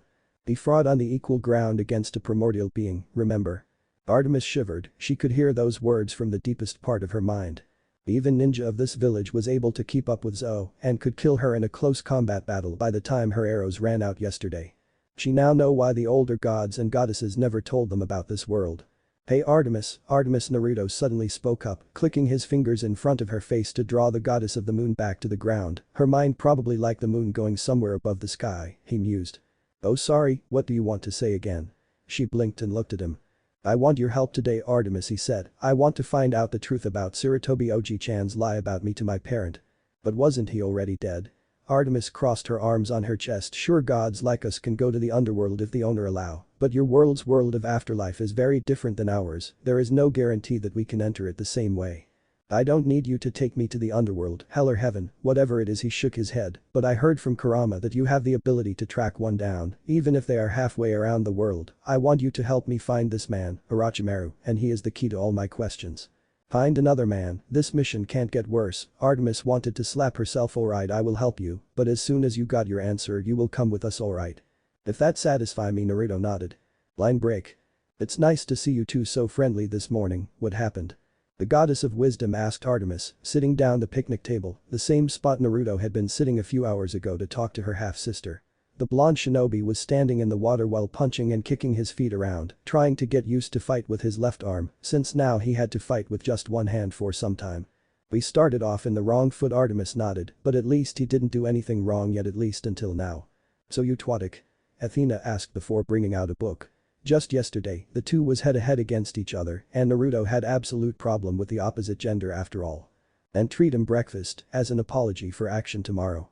Did he talk anything about coming with us? Yes, but he needs to find out the truth about him being here without his parent knowing.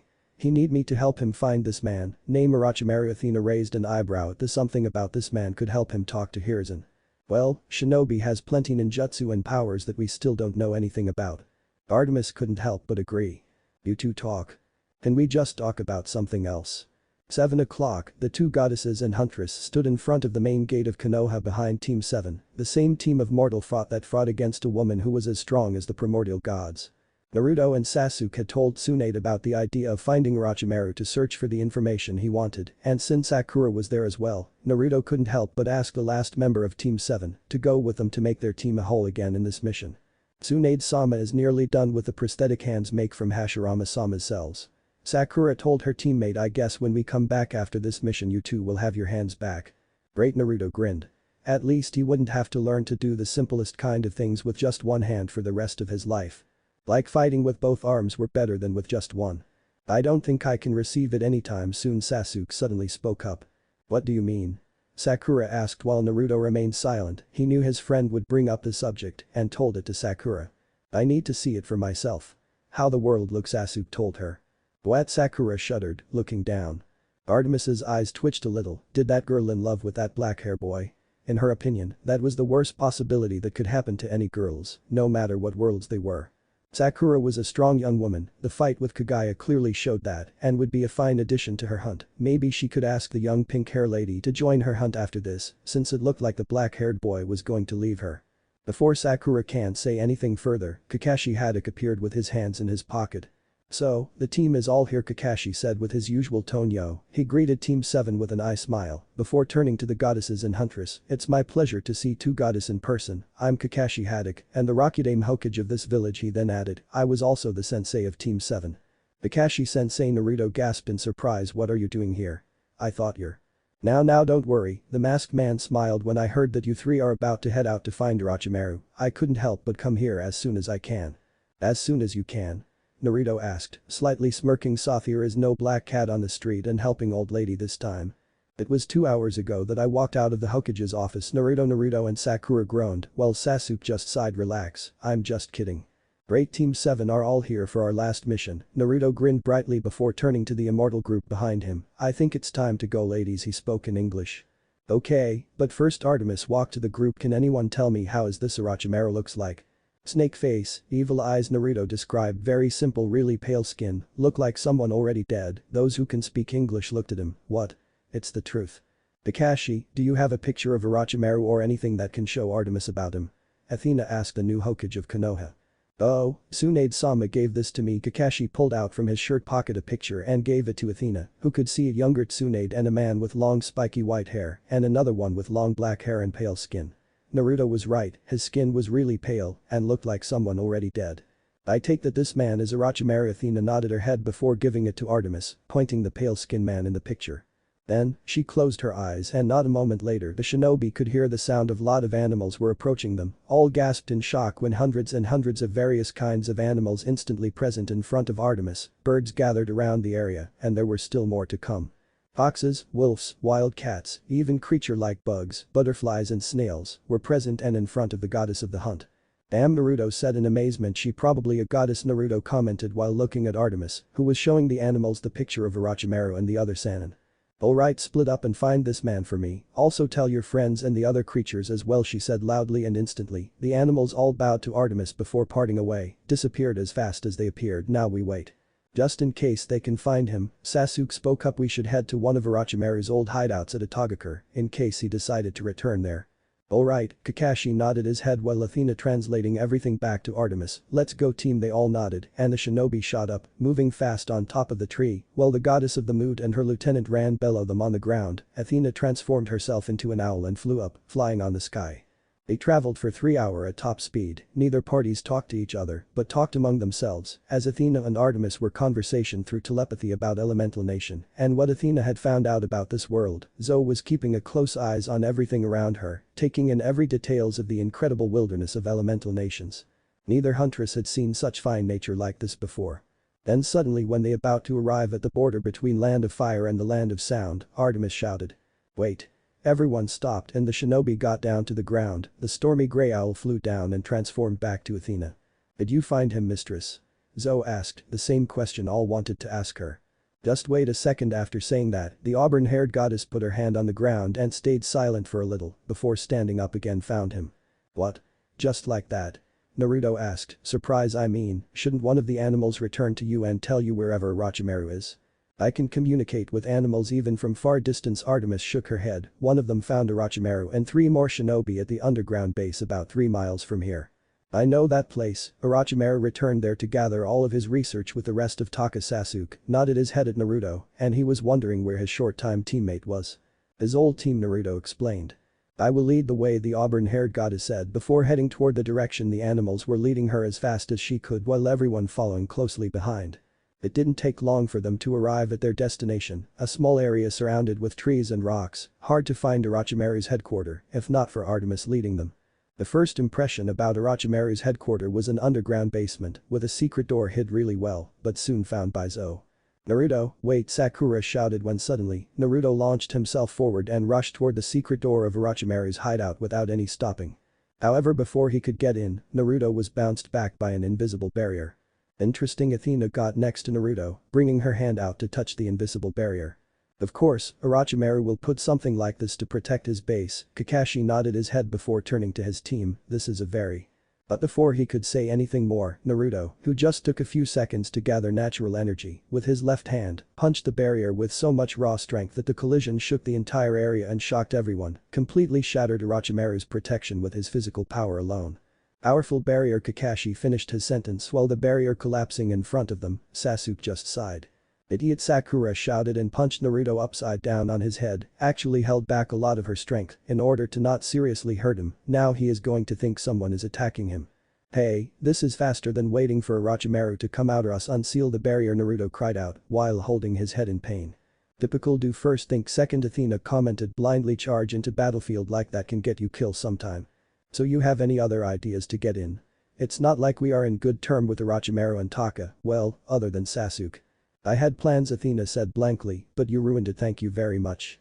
A guy is trying to find the truth here." Athena only shook her head and followed the other inside, with Naruto opened the door for all of them. Naruto. Kakashi was the last one, standing at the door and looked at Naruto. "Can I have a few words with you?" "Of course, sensei," he nodded. "I know that you're very worried about the upcoming meeting with the Sandaime," the Rokudaime Hokage said, "but you need to calm down. Losing your cool and risking everyone's life like that is not you at all." "Sensei." Artemis-sama said. "Orochimaru inside." A goddess said. "Orochimaru is inside this place then mean he is in here." Kakashi gave him an eye smile. "He is not going anywhere," and more friendly than before. "I believe that he will help you summon Sandaime-sama. So takes a deep breath and calm down." But that Kakashi walked inside, leaving Naruto with himself outside of the underground basement.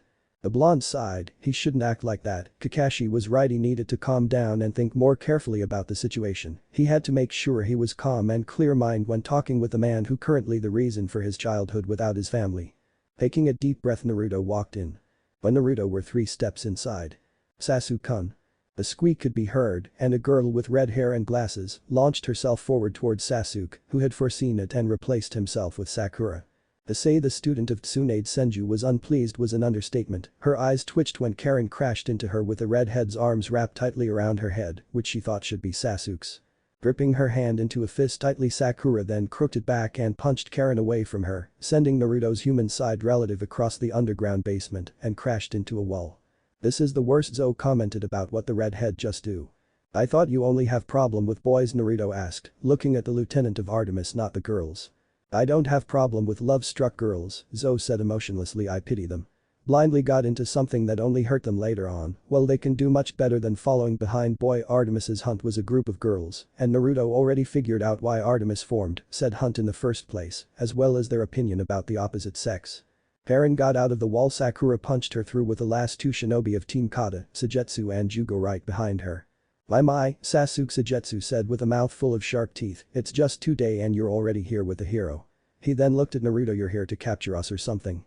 "Of course not, idiot. Sasuke-kun is here to visit me and later bring him back to the village." He then shot to Sasuke and wrapped her arms around his left arm, leaning her head slightly on his shoulder. "Isn't that right, Sasuke-kun?"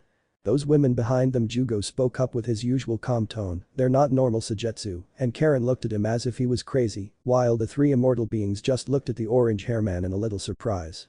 Up to this time they shouldn't feel any surprise from what the shinobi can do anymore. They're my friends, Naruto said before looking around. Can you two lead me to where Orochimaru is? I got a favor to ask him. There is no need for that. A cold and chilling voice could be heard as Orochimaru made himself present to everyone, wearing the same attire he wore. The legendary Sannin of Konoha walked out from a secret tunnel with a smile. You four, especially the Hokage and Sasuke-kun, are the last person I expected to visit this place. He then turned his eyes slightly to the immortal group and bring some unfamiliar women with you too. Good to see you too, Orochimaru. Kakashi sighed. So can I ask why you are here? The snake Sannin asked. Not here to bring me back to the village and commit my crime, I hope. We need you to help Naruto talk to the Sandaime Sama. Sasuke informed, and Orochimaru was a little surprised at this. There is something he needs to ask. Then you perfectly know what jutsu is need to summon him, as well as the requirement, the Sannin said calmly. Lucky for you that, Naruto, I have one here with me. Orochimaru then turned around and walked ahead. Please follow me. Oh right, but let me warn you, if you intend to use a human's life to summon the Sandaime, I will make sure that you have a few scars that can never heal. Naruto quickly followed right behind Orochimaru, saying that and made the snake eyes man stopped. If using a human is the only choice for the sacrifice, would you still do it, Naruto? The blonde was a little taken aback by that question. He looked down a little before quickly turning his eyes back to Orochimaru. I will find another way, I just want to ask Oji-chan directly. Naruto told him if there is no other choice, I will find a different way to find out the truth. Very well then. They all head to a wide room of Orochimaru's underground basement, where the room was being lighted up by multi-candles inside of the snake's mouth, which were open wide on the wall. Athena could clearly see the place was some kind of laboratory in a way, with multi-strange device and documents on the papers, with lots of scroll and some books as well.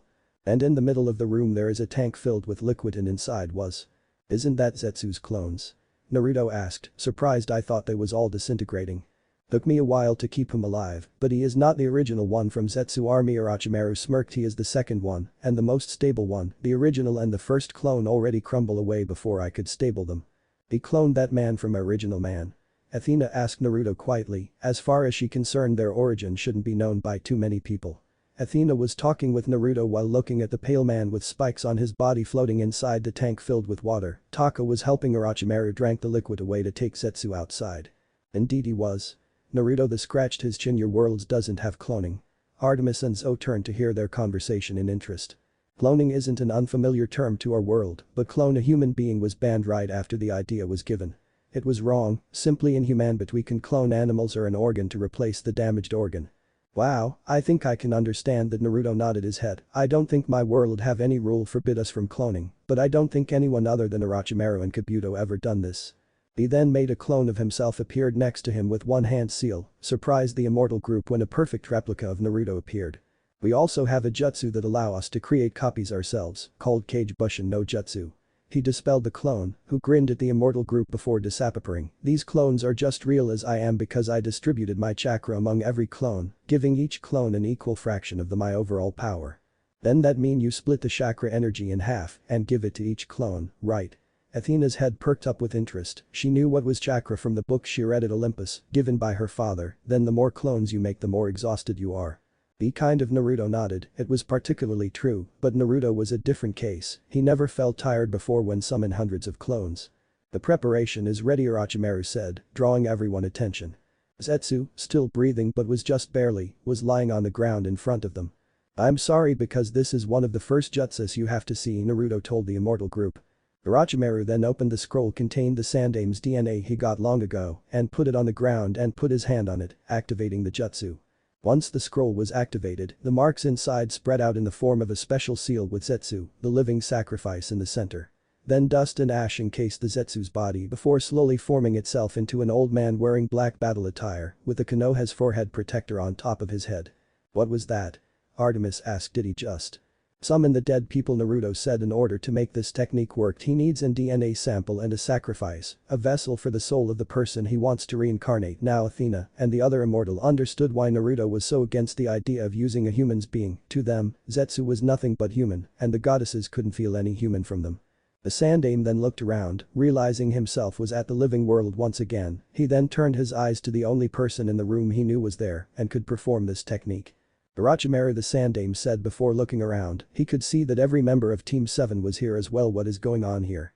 Why did you summon me this time for Orochimaru? Naruto Uzumaki wanted to ask you a question, and who am I to refuse the request of the hero of the Shinobi War? Orochimaru chuckled before turning around. I will leave you guys two alone. With it the Sannin worked out of the room with Jugo and Sujetsu pulling Karen behind them, who was screaming about not leaving Sasuke's side. We will let you here too, Naruto Kakashi said and hurried outside with the rest of Team 7. Thank you Kakashi-sensei. Now that we are alone, the Sandaime turned to Naruto and said kindly, Naruto-kun, what do you want to ask me? If the question wasn't very important, Naruto would never go to Orochimaru to ask for help from a forbidden jutsu, to have a direct answer from him. He got a feeling that he knew what Naruto was going to ask, but he didn't think that the blonde could find out after all these years. Oji-chan, do you know who they are? Naruto asked, stepping aside a little and motioned his hand to Artemis and Athena, the two Olympians goddesses. They are Athena, Olympians goddess of war and wisdom, and Artemis, Olympians goddess of the moon and hunt. Sarutobi widened his eyes in shock before his expression returned to normal, instantly letting Naruto know that the old man knew more than he appeared to be. So you find out, Naruto-kun, Sarutobi said calmly, his eyes not leaving Naruto. Your parent finally finds out the truth. But why, Jai-chan? Naruto asked. He could barely believe all of that was true. Why did you not give me to my parent when they came back to find me? Naruto-kun, not just because you're the son of Minato Namikaze and Kushina Uzumaki, you're also the son of Zeus and Hera, the royal couple of Mount Olympus, the god's realm. Naruto stayed silent in order to let the Sandaime explain. The great Toad Sage had foretold that the child of the prophecy would be a student of Jiraiya that would bring a great revolution to the world of the ninja. Jiraiya's actions would determine if this revolution would be for the world's salvation or the world's destruction. You, Naruto-kun, is one of the children of prophecy and the one who bring the world's salvation and fulfill the prophecy. Lady Athena, Lady Artemis, who is the first ones you think about when it came to prophecy. He then turned to the two goddesses and asked with a respectful tone, someone who can decide, who can change and control the destinies of others. I would think about my brother Apollo, the god of prophecy, but Artemis then said, but if you're talking about someone who can control the destiny, then. The fates. Athena nodded her head and Sarutobi also nodded. They came to me the same night Minato and Kushina died, releasing their godly counterpart from their body, Zeus and Athena. It was a dark night and Sarutobi never felt so scared before in his life. I am one of the only two people that know about Naruto-kun's parents' true origin, the other is Jiraiya. That night, 3 women appeared before me when I was about to bring Naruto-kun to his parent, knowing full well that they will come back for their son.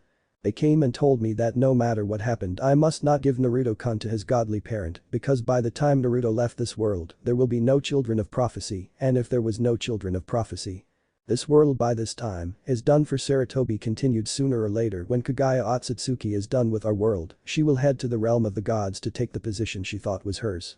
Everything would end if you did not stay here, Naruto-kun. Was my life is just a simple game for someone to control? Naruto asked through gritted teeth. He still remembered Neji's words during their fight at the Chunin exam years ago, that fate could not be changed. He said he could change fate and yet his life, what he do had been decided by 3 old women. They took the opportunity of having a family, what he desired the most, away from him, just because some stupid prophecy. The fates shouldn't be able to affect your life, Naruto-kun, Sarutobi said with a sad eyes. Our world is completely separated from theirs, each person can choose what they want to do in this world, but you're the son of 2 Olympians. Human or god, you're still the son of them, 2 beings from that world. Zeus and Hera didn't know that they had gave birth to a perfect child who the fates can use to stop the end of the war. Naruto gritted his teeth even harder and slammed his fist on the wall, completely shattered that section under his strength. Fates, huh? Naruto snorted with anger. You 3, can you leave us alone? The immortal group knew better than argue with Naruto at the moment, so they quickly got out of the room and left Naruto alone with Sarutobi. What are you going to do now, Naruto-kun? The old Hokage said. Now? I'm going to that world, he said before grinning evilly, not just because I want to meet my parent and seek for something I always wanted. He want to mess with fate. Truthfully, he wanted to beat them, since gods couldn't die, simply fade away for a few years or so before returning. It would be very simple to beat them until they couldn't get up from the ground. No, that would be too easy. He wanted to prove to them that his life wasn't for them. To Desida would piss them off first, do something that was out of original, he would mess with their domains. He would change every single future they decided to his liking. Unpredictable is in your name, brat. Kurama smirked, but not even gods dare to defy the fates like you. Are you sure you're ready to take this challenge? You know me, Kurama, Naruto said with a confident smile. I will show them I am more than capable of doing that. Jai-chan, Naruto looked at the Hokage. Thank you for telling me the truth, I think I know what I should do. I'm sorry for not telling you Naruto-kun, but as you can see died too soon before you can mature enough to handle the informations, Sarutobi said sadly. Don't worry Jai-chan. But Naruto-kun, if you decided to go to your parent world, I have a few words for you, he then said with serious tone. The world you are about to go to is a very complicated world, the gods held pride in powers that sometime they shouldn't be the people you think they should be. Even your parent Naruto, Zeus and Hera. While they could be one of the greatest people in this world at human, they wasn't the best kind of gods out there. Even the two goddesses waiting for you outside. Naruto nodded. Athena might appear to be a wise goddess, Artemis could be a very prideful goddess, but some Timothy are not who you think. Just promise me that when you know the truth, you will handle wisely everything like the hero you are, who led the Shinobi World to victory. I promise Jai-chan. Chapter 5. Oake Naruto scratched the back of his P Pacific Ocean. Good, what about this one? Athena pointed to another area on the huge map she was using to teach Naruto about their world. Around them was multi-books and various kind of comics, which were all for children half of his age. Of course, Naruto couldn't depend on Kurama all the time, so he asked Athena to help him with English since she was the most friendly one among the immortal group. But it wasn't make her an easy teacher, quite opposite to say the least. Naruto totally forgot that this woman was the goddess of wisdom and his normal behavior wasn't tolerated by Athena in the slightest. This goddess made Iruka's strict teaching look like teaching children how to count from 1 to 10. But he learned fast, Athena said that herself. Even the goddess of wisdom was surprised by this. Artemis, however, wasn't. What Athena was teaching was pretty simple, so of course the simple-minded idiot understood it pretty fast. It would soon change when they get to the complicate things. Speaking of whom, the huntress along with her lieutenant already went hunting at the forest outside of Konoha. In just a few hours after Naruto and his team returned to Konoha and told Tsunade about his upcoming leaving, the news somehow spread all over elemental nations like fire on hay. Of course, the information about Naruto's real parent and his true origin, as well as the immortal group with him right now, was kept at the Triple-S top secret information. It would cause chaos all over the countries if they found out that Naruto was the son of two powerful gods and the two women staying at Konoha right now was goddess, not to mention Zo being an immortal.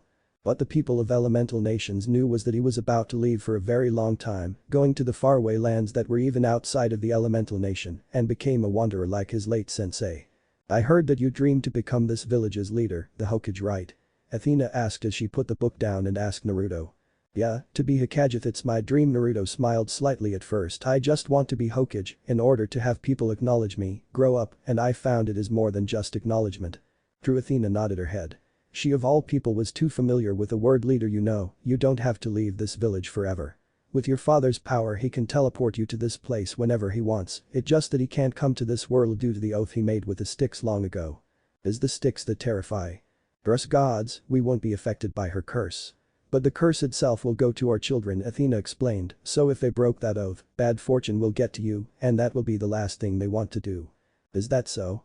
Naruto nodded his head and stood up. Hey, where are you going?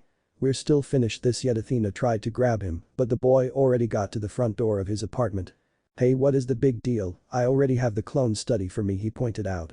Clones filled every single area of his apartment with a book in each of their hands. His copies were helping him speeding up the language learning process.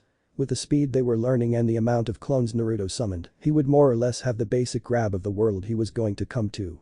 To say Athena was shocked was an understatement because she'd never seen such useful technique before in her immortal life, both in daily learning and war strategies.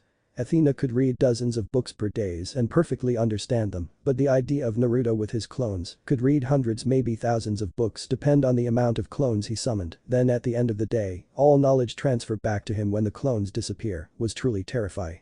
It wasn't like she didn't believe in this method of learning and she could teach the clones if she wanted to, but she preferred to teach the original since everything gone to him anyway. Plus, teaching a whole class with the same face was a little bit creepy, even for a goddess like her. Naruto put on his jacket and opened the door. At the moment he opened it. Naruto-senpai, please don't leave. Please, our village needs you. You're a hero, don't leave. Please give me your child first before departing. If you really have to go, please accept my gifts first. The hero of the elemental nation instantly slammed his door closed and used his back to block the door. There were a lot of people waiting outside of his apartment, most of them were girls and young women, and some of them even had gifts in their hands, from foods to various kinds of gifts that he could think of. Well, don't let Artemis see that girls are swooning over you. Athena advised wisely while explaining a few details to a clone of Naruto. You don't have to tell me. He quickly escaped through the window and headed to the hospital where Tsunade was waiting with his new hand. Line break. How do you feel, Naruto? Tsunade Senju asked as she held a small board with a pen in her hands, looking at Naruto who just went through a surgery just fine.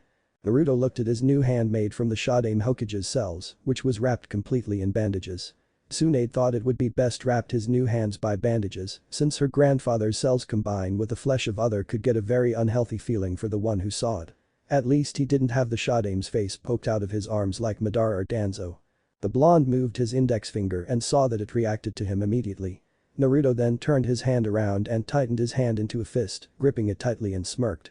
Well Bachan, this is as good as my original one, he grinned at the former Goddamn Hokage. Good, but we still need to run some more tests on your arms, the blonde groaned, making Tsunade glared at him. Shut up brat, this is for your own good. Yeah? What about Sasuke?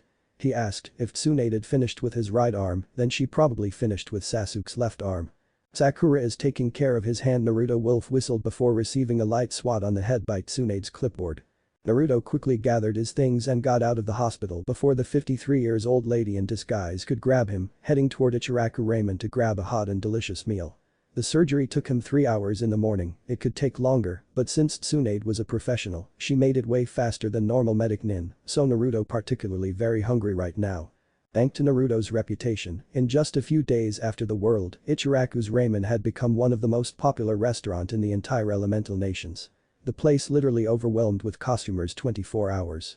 What made him super glad was that the Naruto topping had become the most popular topping now, and every shinobi and kunoichi of Konoha came to eat a bowl of ramen before missions, in hopes of getting success on mission like Naruto.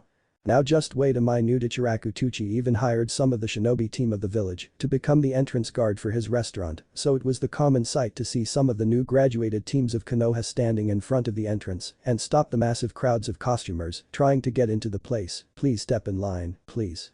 Maybe it wasn't a good decision for coming to a crowd place like this, remembering what happened this morning at his apartment, but Naruto was craving for an extra big bowl of ramen with ramen topping, so he decided to take the risk. Stood at the end of the line with both of his hands in his pocket, Naruto waited patiently for his turn until. It's Naruto-senpai. He heard the shout and turned behind to see a young boy pointing at him with the brightest smile ever. Instantly those words reached everyone's ears and they turned around and soon got to see the familiar hero of elemental nations. Yeah, he chuckled nervously. That's me soon. Villagers surrounded around him and tried to ask him for his signatures or even trying to convince him to not leave the village at this timing. Luckily for him, a certain teacher of Ninja Academy came in to rescue as he pulled Naruto out of the crowd by his collar, making everyone yelled out in disappointment. Sorry guys, let me borrow him for a moment. Naruto turned around and a smile made it to his face when he saw one of his most favorite teachers, Iruka Yamino, standing behind him with a smile on his face. Iruka-sensei. The blonde grinned widely.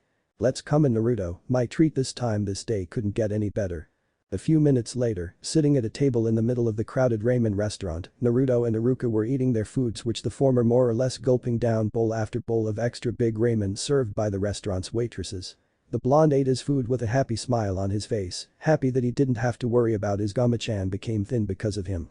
So Naruto, when are you going to go? Iruka started the conversation, slowly eating his ramen. Well, after Sasuke go I will go to. Naruto nodded his head, putting the empty ramen bowl down and grabbed another one. He told me something about traveling the world to see how it works, so more or less we both will leave Konoha in a day or two. Iruka was one of a few people knew the truth behind Naruto's departure. And say that I'm not sad when you are about to leave. The teacher smiled at him. Don't worry Iruka-sensei, Athena said that I can visit Konoha from time to time if I can ask Pop help me with the transportation, he pointed out with a grin, plus I don't think that world ramen is as good as Ichiraku. The brown-haired Chunin laughed at that. To say Naruto was glad when he found out the earth also had ramen was an understatement. Artemis or any gods could summon foods and really delicious at that, but he prefers handmade more than magical made like what the goddess did. I never got to say this to you Naruto, but I thought it was just yesterday that you're still a genin, and I treated you at the small ramen restaurant like usual, Iruka said, looking Naruto with soft eyes, but now you sit here, the hero of the fourth great shinobi war, adored by many and loved by all. I couldn't be more proud of my little brother. The teacher smiled and rubbed Naruto's head, making him grin. A few minutes later, Naruto and Iruka exited the ramen restaurant with the brown-haired Chunin's wallet literally broke, but he didn't have anything against it. The owner of the restaurant, Ichiraku Tuchi, wanted to treat his favorite costumer free ramen, but the both of them quickly shut down the ideas and paid for the meal. Iruka paid for the meal. Naruto Nai-chan. Oi. The blonde turned his head and saw Konohamaru running toward him while waving his arm. "Hey Iruka-sensei." "Konohamaru?" he asked in surprise before grinning. "How are you?" "I'm great." The grandson of the late Sandaime Hokage grinned before saying, "Hey, check this out. There is something I want to show you." "Really?" "Yeah," he nodded before running ahead. "Hurry." "Boy, wait for me." Naruto quickly followed behind, not forgot to wave goodbye to Iruka. "See you later, Iruka-sensei." The two of them got to Konohamaru's house and the genin led Naruto into a room, looked like a storage room with a lot of stuffs and boxes and things that looked pretty old and untouched for a long time, though the place was well kept and tidy. "I found this while cleaning the place." The smaller genin grabbed a big box and put it down to the ground, opened it and showed Naruto a grinning monkey wearing the Hokage's hat as well as the costume of the Sandaime Hokage. "What is this anyway?" He looked at it with curious eyes, glancing into the box and saw a lot of things inside. Two junks. "It's not junks." Konohamaru shook his head. "They are all remembrances of Oji-chan." Oh, Naruto nodded his head. "So what is this stuff's all about?" "Ah, I think this is your mother's things." Naruto Nai-chan, his eyes widened in surprise. "Oji-chan keeps all her things here." He then reached his hands into the box and pulled out a blue scarf with white stripes. "Here, I think she made this for you." Naruto gently took the scarf from Konohamaru and held it in both hands. "Mother," he whispered in English. "She made this for him." Kushina Uzumaki, or better known as Hera, made this for him. "You should keep them. This is your mother's belongings after all." "Okay, thank you Konohamaru." Line break. "Yosh Naruto-kun. The flame of youth within us is burning brighter than ever, so let's party until both of us can even walk anymore," Lee shouted energetically, with a voice full of POWER youth, and put his hand on Naruto's shoulders, leaning against the blonde while holding a bottle of water in his hand. Alright." Naruto chuckled nervously, glad that guy had changed the bottle of sake with the bottle of water from Lee's hand, or else he would be screaming and using drunken fists to destroy the whole place. They were at the Ichiraku's ramen again, but this time the place was used to give Naruto the farewell party. He had tried to explain to Tsune that he wasn't going to go forever and would visit the village from time to time, but the busty Hokage shook it off and forced him to go to the party against his will. All of Naruto's friends and close people were here, from the Rookie 12 and Team Guy to Konohamaru and his squad, with Abisu sitting at the round table in the middle of the street, which had been closed at both sides in order to have enough spaces for the people invited to the party, laughing with each other. I and Kakashi and the teachers of each team with Iruka were talking with each other, with the former sitting on a wheelchair and still hadn't fully recovered yet but still came here, which Naruto very grateful about. Even the Kages were here, sitting at the table while talking with each other. The Sand siblings were having a hard time trying not to get sucked too much into the party, but he could see that Shikamaru and Temari was pretty close with each other now. The Immortal Maidens were also invited and they currently sitting at a lone table at the corner. They would never come here if not for Naruto forcing them to come, with Athena was the first goddess since she was curious about the villages, and Artemis and Zo had no choice but followed her as well, since Athena was the only one who could speak Japanese. Misunderstanding in language could cause unnecessary trouble. "Here you go." Naruto, Ino and Sai approached him and gave the blonde a small box, "a departing gift. This is from the both of us." "Thank you, Ino." Sai, he nodded gratefully and opened his scroll to store the next departing gifts his friends gave him, which he had received all night. The party continued for the next 3 hours with a lot of things happened. Lee finally got his hand on Sake and the next things they knew, Guy's favorite student was dancing around while moving his body wildly in the drunken fist, destroying everything he caught sight of and sent anyone who tried to stop him flying until Artemis snapped her finger, turning him into a creature that resembled a rabbit and antelope horns, much to everyone's shock. But she did turned him back to normal after everyone secured him to make sure he wouldn't destroy the restaurant if he is turned back to normal. Naruto sat opposite from Sasuke, who liked him already had a new hand. They talked about their own intention in the future, separating themselves from the wild party. However, when the party was about to end, Naruto caught sight of a young woman sitting at teammates' table. Unlike everyone who had already drunk and laughing, she was having her head down and her eyes looked sad, hands gripping a small box tightly on her lap. Since the funeral, he'd never seen Hinata Hyuga look so sad like that. "Excuse me, Sasuke." Sakura-chan. He stood up from their seat and walked toward Hinata's table. But Sasuke was stopped when Sakura put a finger on his lips. She was smiling while looking at Naruto. Naruto stood at teammates' table for a moment. It seemed that Hinata still not realize he was standing behind her yet, so he spoke up. "Hey Hinata, can I sit here?" The girl's head snapped up and she turned around to look at him with wide eyes. "Then Naruto-kun," she stuttered in surprise, "of course you can." And he did, sitting at the chair next to Hinata. They stayed silent for a moment as neither party decided to be the first one who start the conversation. Getting uncomfortable with the silence between them, Naruto decided to speak up first. "So Hinata, Naruto-kun. However, Hinata also decided to break the silence as the two looked at each other for a moment. You once again they said at the same time, but the light lavender eyes beauty quickly said. You go first Naruto-kun. Oh, alright he nodded. Why didn't you enjoy the party and sit here all alone? He asked, looking at her. Don't feel like partying tonight, she whispered Naruto-kun. Yeah? Are you really going to leave? She asked quietly. Yeah was all his reply. I didn't know for how long but I will make sure to ask my dad bring me back to visit you guys every chance I got. Even himself was unsure of that. Sorry Naruto-kun, but I need to go now. Hinata then suddenly stood up and ran away with the box held close to her chest. In just a moment Naruto could see a small glint of light from her eyes. It was tears. Dumbfounded Naruto sat there questioned himself about what just happened, scratching the back of his head in confusion, his eyes stayed on Hinata. Sigh Naruto turned around and saw Sasuke and Sakura standing behind him. You will never learn, do you? I'll learn what? Naruto asked with a slight forced smile. Follow her Dumbus. Sakura shouted and slammed her hand on the table, making it broke into pieces and made the foods and plates fell down to the ground. Naruto flinched and jumped out of his chair. Hi! He shouted, spinning around and went after Hinata as quick as he could. With his speed he quickly caught up to her, but Hinata already got into her house and closed the door behind her. Boy Hinata he shouted, slamming his hands against the door rapidly, please open the door. There was no answer. If you don't open the door I will break in. He was going to be in so much trouble with Hiashi after this, but then again, he wasn't going to stay in this village for long, so luckily he would escape the usual stoic Hyuga's wrath. And it was about time he test his new hand's ability to use ninjutsu. Bringing his hand back Naruto summoned an orange Rasengan in his hand. It was a lot easier to do it with only one hand than before, and the blonde couldn't help but grin at that. I will count to 3 if you don't open it I will break in. Maybe this method was a bit extreme on it with 3 he thrust his hand forward. However right at that moment the door opened. But the girl who opened it wasn't Hinata, but her sister Hanabi. Shit. He stopped midway and deactivated the jutsu before it could touch Hanabi. Then Naruto-senpai. The girl looked up. What was that?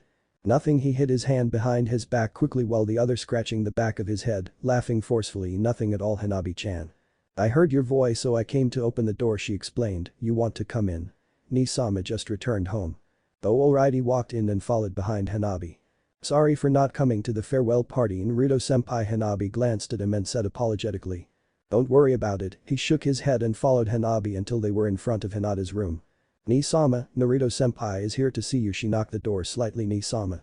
She is not inside Naruto suddenly said. He could feel somebody else in this mansion other than Hanabi, but they wasn't in the room. I will go to her. You go to your room. Alright Hanabi. You alright then the young Hyuga waved slightly. Naruto got to the place appeared to be a garden of the Hyuga mansion, the place filled with plants and all the kinds of flowers he could think of. He could hear the faint sobbing sound and moved toward that direction as quickly yet gently as he could, knowing full well that Hinata was there and he didn't want her to run away again. True enough the girl was having her head resting against her arms, with both of them put on her knees as she was sitting while leaning her back against a tree. The box was being held closely to her. Hey, Hinata-chan. Naruto kneeled down next to her and said with a gentle tone, you alright? The dark blue hair Hyuga princess looked up and turned her eyes at Naruto, showing her beautiful lavender eyes, which were full of tears to Naruto. Looking at her now, the blonde felt like he was really an ass now. Then suddenly, Hinata threw herself into his chest, crying out loudly. Naruto was surprised by her sudden action, but his eyes then softened and gently brought his arms around her, hugging her tightly to his chest. It's okay now, I'm here he said gently running his hand through her hair. This is going to be a long night, he thought. Line break. This is for you Naruto-kun Hinata said with her head resting on his shoulder. The both of them was sitting close to each other while leaning their back against a tree. She handed him the small box, which Naruto took it with both of his hand. Thank you Hinata-chan he smiled. He had decided to wait until he got to the new world, but everything had its exception, so he would make one with Hinata's gift. He reached his hand inside and felt something very soft, like clothes or something like that. Naruto then grabbed a hold of it and pulled out. It was a long red scarf. And it looked very familiar. This is. You remember Naruto-kun? She asked quietly, closing her eyes. That is the scarf you wore many years ago. On a snowy day, when we were both preparing to enroll the academy, you came and saved me from a group of bullies. Memories returned to his mind. Now Naruto remembered that day and the scarf in his hand, though you failed and easily beaten and your scarf trampled over by them. I asked you to keep it, right? Naruto asked, chuckling to himself. He was so weak back then since it was ruined. Yes. And you kept it till this day. He looked at the scarf and you even knitted it back again. Yes, Naruto-kun, she whispered. Strange, in just a day and I got 2 scarf, he chuckled, pulled out from his pocket the green one of his mother, showing it to Hinata. My mother made this to me before you know she died and returned to her world. Is that so? Hinata put her hand on the scarf and gently moved her hand on it. She could tell that the person who made it put a lot of effort into making the scarf just like her when she knit Naruto's scarf. Thank for the gift again Hinata, he smiled at her, thought it would be weird if I wear them both at once, so maybe he would change them to a regular basic. Naruto-kun, you said you will return. She then moved her head back slightly to look at him. Are you really mean it? Of course Hinata, I mean it, he nodded. No matter where I go this place will always be my home. To me, there are a lot precious people here, those that I consider my family. Sasuke, Sakura-chan, Kakashi-sensei, Ba-chan, Iruka-sensei. He looked up, leaning the back of his head against a tree, so of course I will be back, there is no way I can leave this place for long. Every weekend if I can help it. I'm glad. Hinata smiled softly and leaned her head against his shoulder once again. The two of them stayed like that for the rest of the night, enjoying each other company. Line break. All set. All set. Naruto nodded his head, gathering the rest of the scrolls which was containing his ninja's gears, weapons and of course the gifts everyone gave him and put it into his backpack. He walked to the table and took the old picture of the Team 7 when they were just past Kakashi's bell test ad, put it into his bag, checking every drawers to make sure he didn't leave anything back. Naruto opened the last drawer and saw Sasuke's old head protector, freezing for a moment. He then reached his hand out and grabbed the thing, put it into his pocket and threw the backpack on his shoulder after zipping the zipper up. Alright, let's go, Naruto said to Athena, who was standing by the door waiting for him. The two of them walked to the main gate of Konoha in silent. He was going to leave the village very soon in the morning, so there weren't many people currently on the street of Konoha. The two regrouped with Artemis and Zoe after the two of them had finished packing up their things, some of which were the fur of animals Artemis said could only be found at this world. When they got to the main gate, Naruto caught sight of his best friend, standing with his back leaning against the gate. Can't say I'm not surprised to see you here, Sasuke, Naruto said with a slight grin. His hand reached into his pocket and grabbed Sasuke's forehead protector. I thought I would be the first person to say goodbye, the Uchiha said, but I guess I was wrong. He stepped forward and stood in front of Naruto. So I guess this is it, huh? Yeah, when I return to visit Konoha, Naruto said. I doubt that you will be here to greet me. Do you really have to leave? Naruto asked, pulling what he was holding out of his pocket. Sakura-chan will be sad, you know. I know I have to do this. Sasuke shook his head to see how this world really work and redemp for my sins. Naruto sighed before his face spread it out on a small smile. He then brought the forehead protector up and gave it to Sasuke. I think this is yours. Sasuke grabbed it with a nod. You can leave this world to me, Konoha, Fire Country, Elemental Nation. Sasuke then smiled. If you need any helps, you know where to find. I know. Take care, Naruto, Sasuke said loudly. You too. With the final nod, Naruto stepped up and stood beside the immortal group. Sasuke took a few steps back to make some distance with them. Let's go, Naruto said, earning a nod from Athena. Okay then. She then looked at the sky. We're ready, father. Father? Naruto asked in confusion, but the next moment, a lightning bolt shot out from the sky and struck the four of them. In a blink, the group was gone. Chapter 6. Why do they have to be here anyway? Zeus asked blankly as all of his children, including the children he had through affairs with immortal women, were present in the throne room, the place where he and Hera planned to have a warm welcome for Naruto. Speaking of his wife, she was pacing back and forth around the throne room, looking nervous and worried. He could understand what his wife was feeling, as he was also experiencing the same feelings, but hid it better than her. What if something goes wrong? What will Naruto do when he reunites with them? What is he going to say to them? For all the years Naruto had to live alone without his family in the elemental nations. He knew that Hera was also having similar thoughts. While the parents were worrying about their son, the other Olympians however were having different thoughts about the incoming blonde. Damn man, Apollo was chatting merrily with Hermes with his usual shiny smile displayed for all to see, much to their annoyance. I don't know what to say, but I think we're gonna have so much fun hanging out with little fish cake. You know. I think it's about time we did our jobs as big bros and take our little bros to a brothel. A 17 years old hormonal teenager. Yeah, it's good to be young, the god of messengers nodded his head, and Naruto seems pretty fast too. I want to challenge him for a run. Already his sandals flapped their tiny wings rapidly, while the Olympian god grinned. Dionysus, as usual, was reading a wine magazine and really not that interested in Naruto. Being here was just an excuse for him to get away from Camp Half-Blood as long as possible. Babysitting a bunch of disrespectful demigods could get boring in just a few hours after he received his punishment. Demeter was sitting beside the goddess of the hearth, Hestia, who was tending the main hearth. Aside from Zeus and Hera, Hestia was one of the only goddesses that really wanted to get to know Naruto as a family member, which wasn't a surprise since it was her main domain. Demeter, however. Do you think that he loves cereal, sister? Demeter asked, clearly unaware of the blonde's love for a more unhealthy kind of food, even if ramen noodles were made of cereal. I don't know, sister, the kind goddess shook her head with an amused smile. At the far side of the throne room, sitting on their respective thrones were the rest of the Olympians who were present in the Hall of the Gods. Hephaestus, I need you to fix these weapons up for me, Ares said loudly and dropped a magical bag full of weapons, from the traditional ones like swords, spears, shields to the more modern, heavy weapons like machine guns, explosives, RPGs. I need them in the best condition when little brother arrives, he said with a bloodthirsty grin. Why should I? Hephaestus grumbled, picking up a spear which had many cracks adorning it. He really wondered what Ares did these days when peace was a lot more spread out than before for his weapons to end up in this state. You're going to give them to him as a welcome home gift.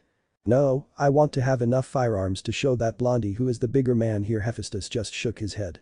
Since he currently didn't have anything to do, he took the bag and began to fix Ares' weapons.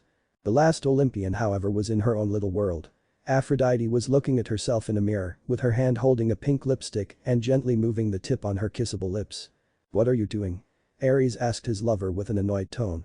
I'm making myself perfect, Aphrodite said as she winked at herself in the mirror. The makeup was applied flawlessly. The Prince of Olympus is going to arrive, so I can't make myself look bad, can I? She giggled to herself. It was bad enough that Naruto had showed himself to be a better warrior than Ares, as much as he hated to admit that, and never will. The blonde also caught Aphrodite's interest as well. Not only was she making herself look even sexier than their daily routine, but she also took to her true form. As the goddess of beauty, Aphrodite could change her appearance at will, depending on the perception of beauty of the person she was in the presence of. But this power only applied to mortals, demigods and minor gods, as Olympians could see through her power and get to see her true form, which at the founding of Olympus had driven the gods mad with lust. She was more beautiful than any mortal's perception of beauty. Breathtaking wasn't the right word to describe such an example of physical perfection. With deep sky blue eyes and long curly golden blonde hair that flowed like a waterfall on her back and the sides of her beautiful visage, the latter which was perfectly decorated with magical makeup that seemed to enhance the woman's beauty even further. She was dressed in a skin-tight hot pink backless dress that hugged her otherworldly voluptuous figure and showed off her sexy curves, especially her wide hip and round ass. The dress was tied together behind her neck, with the upper part just enough to cover the front part of her large breasts and left the rest of her cleavage for all to see. Babe, you don't have to look perfect for a little pretty boy who doesn't have a single drop of itcher in his veins, he tried to reason with her, leaning over and put his massive muscular right arm on the armrest of her throne, showing off his muscles. You do know that you have me, right baby?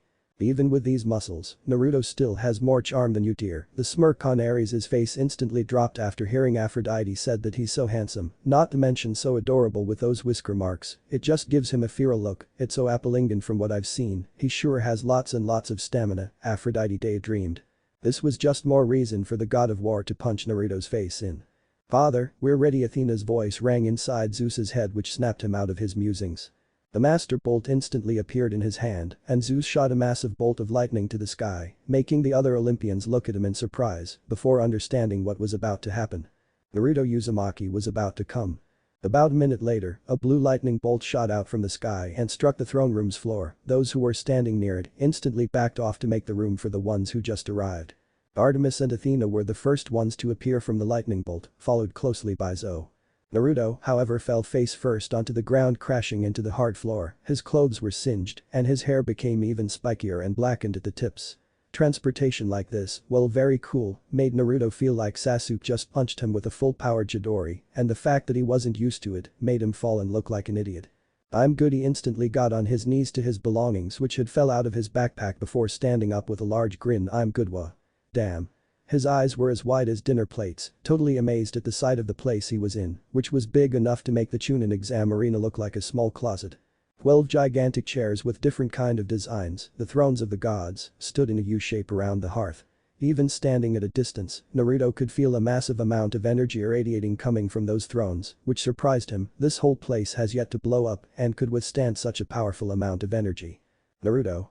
The blonde was surprised once again when a beautiful brown-haired woman threw herself at him with tearful eyes, wrapping her hands around his neck and hugging him tightly against her body, openly crying. Normally Naruto would have blushed because of the sudden close contact with such a beautiful woman like her, but at a moment, a sudden familiar wave of warmth washed over him. Slowly looking down at her, he gasped. Mom? Yes. "Yes, it's me Naruto." She looked at him and put a hand on his cheek. "It's your mother, my baby boy." Naruto wanted to smile, to cheer and glee, but all he could do was let tears fall out from his eyes as he hugged the goddess who called herself his mother, his arms wrapped tightly around her. He had waited so long for this moment to be able to feel the motherly love from his mother, who a month ago he thought was truly dead. A little moment in his mindscape wasn't enough to tell her how much he loved his mother, his family. "You're wearing the scarf I made for you." Naruto looked at the green scarf he had wrapped around his neck. "I found it a few days ago." Naruto nodded his head. "Hey mom, where is dad?" He pulled back and asked his mother, using his right hand to wipe away his tears. "Is he here?" "Yes my son, he's here." Hera nodded her head, letting go of her youngest child and stepped aside. "Hello son." The king of the gods slowly approached his son with a smile on his face.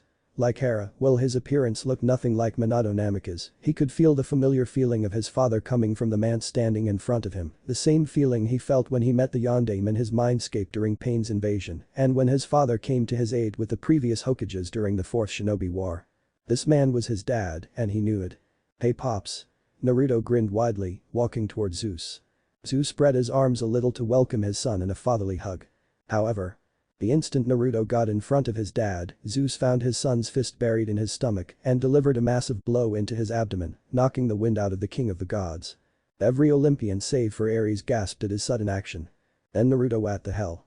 He coughed. His son really knew how to punch. It had been ages since Zeus received a hard blow like that, and he would never think that his youngest son would be the one who struck him this hard. "That's for sealing Kurama into me." If someone ever asked him, Naruto would say that punching his father in the gut for the second time felt extremely good was an understatement. "Well I think I do deserve," but he wasn't able to finish that sentence because Naruto's bandaged right hand suddenly engulfed in Kurama's chakra and went straight at his face, sending the proud and prideful king of the gods himself flying across the room, straight into the opposite wall with so much force that it shook the entire place violently. "And that's for cheating on mom, bastard," Naruto said, loud enough so that Zeus from the other side of the hall could hear him loud and clear. Hera didn't know what to say. Her son just punched her husband in the face with so much force it sent the most powerful god flying like he was just a simple punching bag. A side of hers was so satisfied to have her beloved son stand up for her like that, which never happened before with her other sons, but another side of hers wanted to scold her son for what he did. Apollo and Hermes said at once with dropped jaws, turning their eyes back and forth between Naruto and a stumped Zeus, who was wiping the itcher from the corner of his mouth and checking his slack jaw, which appeared to be punched out of the place by his human child. "Wow, did you see the Kurama?" Naruto said in amazement while looking at his right hand, which had returned to normal. "I think that with this new hand, I really don't need to transform my whole body to fight." "I agree, but was it necessary to do that?" Kurama asked, sighing boringly. "Well, he did, but he was stopped when his mother swatted him on the back of his head slightly. No fighting between family, understand?" She told him with a motherly glare, the kind of eyes a mother gave to her child when she caught him with his hand in the cookie jar. Yeah, but he does deserve it for cheating on you," Naruto said firmly. "Athena told me everything after she called Dad father. I knew something was off with these gods thing." During the teleportation Naruto was able to force the goddess of wisdom to tell him everything, and to say he was shocked to know that his father was literally a man was an understatement, cheating on his mother for thousands of years without stopping. Having a punch to the face from his son was the least kind of punishment Naruto could think about. "So you know." Naruto nodded his head without even turning around to look at Zeus. "From now on you better watch your move old man, or I'm going to kick your ass." Naruto turned around and glared at him with a smirk before turning around to look at his mother. "So mom, can you introduce me to the rest of our big family?" he asked with a happy smile. The palm then collided with his upper back in greeting as he stumbled forward to regain balance. Looking at the side, the blonde saw a handsome-looking teenager about 18 or 19, with sandy blonde hair and outdoorsy good looks, a bright and playful smile, and a look that just screamed movie star. The guy was very tall, taller than him by almost a head, and was dressed in jeans, loafers, and a sleeveless t-shirt. But what surprised him the most was that his face greatly resembled a certain feisty moon goddess. "The old little bro," Apollo said with a bright smile. "I take that you already know little sis over there." He pointed his thumb at Artemis, who was crossing her arms underneath her chest, but instantly turned to glare daggers at Apollo. "Apollo, for the 1000th time, we're twins." The goddess of the moon scolded. "Plus, mother birthed me first." "Whatever little sis. Don't call me that." Naruto chuckled a little at the brother and sisters bickering. "Well, good to see you Apollo." Naruto grinned at him. "The name's Naruto." "I know fish cake," Apollo said with a hint of humor in his tone and held out his fist, which Naruto punched it lightly. "Now we're talking." Guy's shining smile stood no chance against this guy's bright smile, Naruto was sure of it.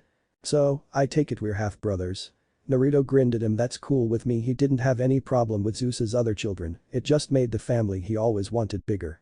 How do you do, Naruto? A middle-aged man with a muscular build, curly black hair, blue eyes, elfish features, and a sly grin approached him. He was wearing a black suit and his shoes. The coolest thing about this man Naruto could think about was his shoes, which had a pair of tiny wings flapping slowly on each of them. I'm Hermes. God of messengers, astronomy, thieves, roads, swordsmanship and speed. Yeah, Athena forced me to remember every single detail. Naruto nodded his head, glancing at the goddess of wisdom a little before turning his eyes down Hermes' shoes with excitement. Can those things let you fly or something? You mean like this?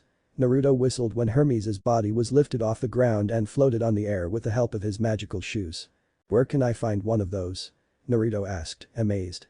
Suddenly, a thick and powerful scent of perfume hit his nose, the kind of perfume Ino and the more girlish girls of Konoha would use, but about 100 times or so stronger. What do you want, Aphrodite? Naruto could hear annoyance in his mother's voice as the most beautiful and attractive woman he had ever seen in his life slowly approached him with an alluring smile on her face. How cold of you, Hera, the goddess of love giggled, her blue eyes fixed on Naruto. Well, hello there, handsome. Her voice was sweet. He could hear Artemis sniggering mockingly behind him.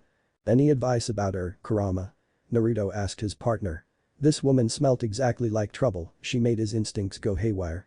Athena never mentioned anything about this woman during her lectures, and since she definitely didn't forget to, there must be a reason when the goddess of wisdom decided to not tell Naruto about something. Let's see, the fox scratched his chin slightly. Your mother once told me about her. Aphrodite. The goddess of love and beauty. Oh, Naruto nodded his head, his mind replayed Artemis and Zoe's reaction when he asked about whether or not they had a love gods. And also of lust and sexuality. Naruto nearly fell face first to the ground when it came to keep a close relationship. Maybe she is only second to your dad. Hera always complained about her. She cheated on her husband, who is your brother. Kurama groaned. These humans' relationships were too complicated for his liking for her lover, who is also your brother. I think I get it now. Naruto, at the outside world, slammed his fist into the palm of his other hand. Surprise everyone, I think I read about these kind of girls in a book Athena lent me. Oh, and? Aphrodite asked sultrily, slowly closing the gap between them. Let's see, the right word is floor. No, Nosker. Encore. Athena instantly knew what Naruto was going to say. That's it, he declared like it was the most obvious thing in the world, leaving everyone stunned and froze in absolute shock. Aphrodite felt like her world was just shattered right in front of her eyes after hearing Naruto calling her that. She had been called that many times before, to the point she was now completely immune to insults. But those insults were never said by a male, most of the time it was Artemis, never a mortal man like him. And that pissed her off to no end. Sorry. She then used her charm speak, but what did you call me again, Naruto dear? Kurama roared out in laughter before shaking his head, reacting rapidly and negating the effect of the goddess of love's charm speak. She is using her godly power to charm you, Naruto, the fox warned. Be careful. Sorry, but that won't work on me. He took a step forward and used his index finger to flick Aphrodite on her forehead, strong enough to push her down to the ground and stun her momentarily. Aphrodite gasped in shock when she fell on her backside. Her charm speak failed. Her charm speak never failed before, not even the gods themselves could withstand the effect of her full-powered charm speak.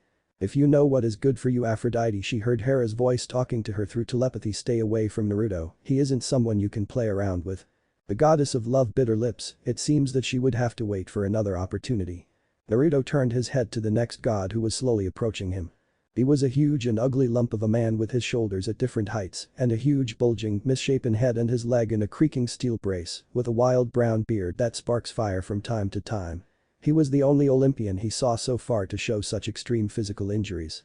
However, he was also very muscular. His face is red, lumpy and covered with welts. Hello, Naruto greeted him politely.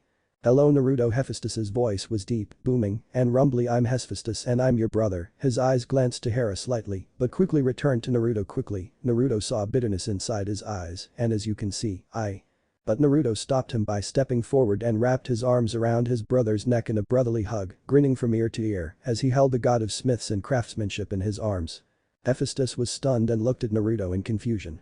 None of his siblings, especially a certain warmonger, had showed this much brotherly affection towards him like Naruto. You have no idea how much I wanted to meet my full-blooded siblings, he chuckled when he saw Zeus look down and guiltily, but what happened to you? You seem like someone who had been ran over by a train. Well, as I was saying, Hephaestus said, his usual permanent scowl disappeared. I'm not the most handsome kind of gods here. Nah, you're cool to me, Naruto patted the man's muscular arm playfully. I heard that you're very smart and talented in making things, how cool is that? Never judge a book by his cover. Hephaestus might be ugly, but he was extremely talented and could make almost anything. Having such a cool brother like that was something he always wished for in a family. Well, if you say so, brother. A smile made it to his face when Hephaestus nodded his head at his younger brother. Hey mama's boy, voice laced with arrogance, made Naruto turn his head slightly to see a rather tall handsome man with scarred cheeks and an oiled crew cut. He wore black jeans, combat boots, a leather duster, and muscle shirt with a bulletproof vest, and an iron padlock necklace, red-tinted wraparound sunglasses to cover his flame-filled eye sockets. Come and greet your big brother. I take it that you're Ares, Naruto said blankly before a blank smile spread out on his face. Well, hello. Show some respect to your elders. Little punk Ares pulled out his massive knife and twirling it in his hand. The only reason I didn't gut you right here for that disrespectful greeting is mom and dad's presence here. And the only reason I didn't do anything to you yet was because mom doesn't want violence between family members, Naruto said lazily. I like that kind of tone. Watch your steps, punk. He walked towards Aphrodite and grabbed her by the arm. Let's go, Dite. Hey, let go of me. Aphrodite shook her hand from the strong grip of her lover, feeling rather annoyed by his sudden action. So I take that she's your wife, nah. He only had two older brothers, and one of them was trying to pull the beautiful love goddess with him. It was not that hard to figure it out. Yes, she is, Hephaestus grumbled. He used to love her a lot, but after 3,000 years of being cheated on constantly, he didn't feel any love to the love goddess anymore and would happily divorce to her if his mother allowed him to. Too bad for him, thought. Hera was the goddess of marriage, and there would be absolutely no chance for him to have their marriage bond broken. Ares left the place while mumbling about going to the mortal world to find a woman, as Aphrodite had refused to go back to his place this time. And nice to see you too, brother, Naruto shouted over. The love goddess turned around and winked at Naruto, who just laughed forcefully at that. From what Kurama told him, Aphrodite was a woman with a happy-go-lucky attitude and immunity to insults similar to him. She was someone who usually just shrugged off insults and lived her days without caring about it one bit. Naruto could already see himself in a future with Aphrodite poking her head into every single corner of his life, as the goddess seemed to take a liking to him already. Oh, how right he was. Forget about it. Now Naruto looked around. Where is this super kind goddess of the hearth and family, who Athena told me about? I think she was talking about me. Another goddess walked toward him gracefully from the hearth, followed closely by a woman with long blonde hair the color of ripe wheat and wore a bright green dress with a dark cape, which gave her the appearance of a fresh plant breaking through fertile earth whenever she moved. She also wore a crown of woven corn leaves and adornments of poppies, and she had a scent of a rainstorm over a field of jasmine. Unlike Aphrodite, whose beauty seemed otherworld, the goddess of love didn't have the kind of natural beauty Hestia, the goddess of the hearth, had. She was sweet and beautiful in an unpretentious way. She had an honest smile, warm brown eyes, and black hair that framed her face in ringlets. She wore a plain, modest brown dress and kept her hair tucked under a linen shawl. Aunt Hestia, right? Naruto smiled and hugged the black-haired woman tightly, who welcomed him with a tight hug. Welcome to Olympus, nephew. She smiled warmly at him after pulling back. And welcome to the family. Thank you, Aunt Hestia. Naruto smiled and turned to the last woman. And you're Aunt Demeter, right? Why, yes, I am the goddess of the harvest. Nodded her head. Tell me, Naruto, do you like cereal? She asked hopefully. No, truthfully it is one of my least favorite meals. Naruto shook his head, and Demeter was taken aback by his declaration. I like ramen more. He smiled sheepishly. The blonde-hair woman shook her head before turning away, huffing and flashing away with a scowl on her face. Did I say something wrong? Of course not, Naruto. Hestia shook her head with a kind smile. She is just upset that you don't like cereal, that is all. Ahem, Zeus cleared his throat. Now if everyone is done with their greetings and introductions, I would like you to all return to your duty. We can't leave the world running without the gods watching over it. Then I will return to the hunt. Father Artemis was the first one to say that to the king of gods and put a hand on her lieutenant's shoulder, flashing both of them away in a silver flash. Naruto, if you need any help, feel free to ask, Athena told the blonde, who nodded gratefully before flashing away as well. See you later. Handsome Aphrodite approached Naruto and tried to kiss his cheek goodbye, but the blonde blocked her lips with his bandaged hand. Aw, you're no fun at all. She winced playfully, playing hard to get with that. She teleported away in a thick cloud of perfume, returning to her duty of spreading love and broken hearts all over the world. Naruto coughed while using his hand to blow the perfume away. Hard to Jet didn't even understand what she meant by that. Naruto, if you want any kind of ninja weapon made or just want to chat, feel free to come over my forge. Hephaestus offered. Are you kidding me? Of course I will. He then reached his hand into his pocket and pulled out a kunai. Check this out. I don't think this world has this kind of metal, so have a look at it. The god of smiths nodded his head and disappeared. "Boya, I think it is about time I ride my baby around the world again," Apollo said cheerily to Naruto. "Sayonara bro." Naruto chuckled when the god flashed away in a blinding flash. "If you need ant delivery maid or just want to hang out, contact me," Hermes said, "cause I'm the fastest being alive." He teleported away as well. "My place is here." Hestia walked toward the main hearth and sat down. "You three should go somewhere else to have a family bonding moment." "You don't have to tell us, sister," both Zeus and Hera said at the same time before leading Naruto out of the throne room. Line break. "Damn," Naruto muttered, standing at the cliff of Olympus with his hand leaning against the barrier, looking at the city below. "You mean this mountain actually floats in the sky?" Even from this place, high above the clouds, Naruto could hear the sound of bustling in the city, with strange vehicles and people in strange outfits. He was looking at the city from the cliff of Olympus with his father, who was standing next to him with his back leaning against the barrier. Hera, who decided to let Naruto have a few moments with his father, who didn't give a very good first impression to his son, had gone somewhere else and would return later. Naruto could also see a lot of tall buildings, called skyscrapers, from this position as well, actually amazed by the capability of the humans of this world.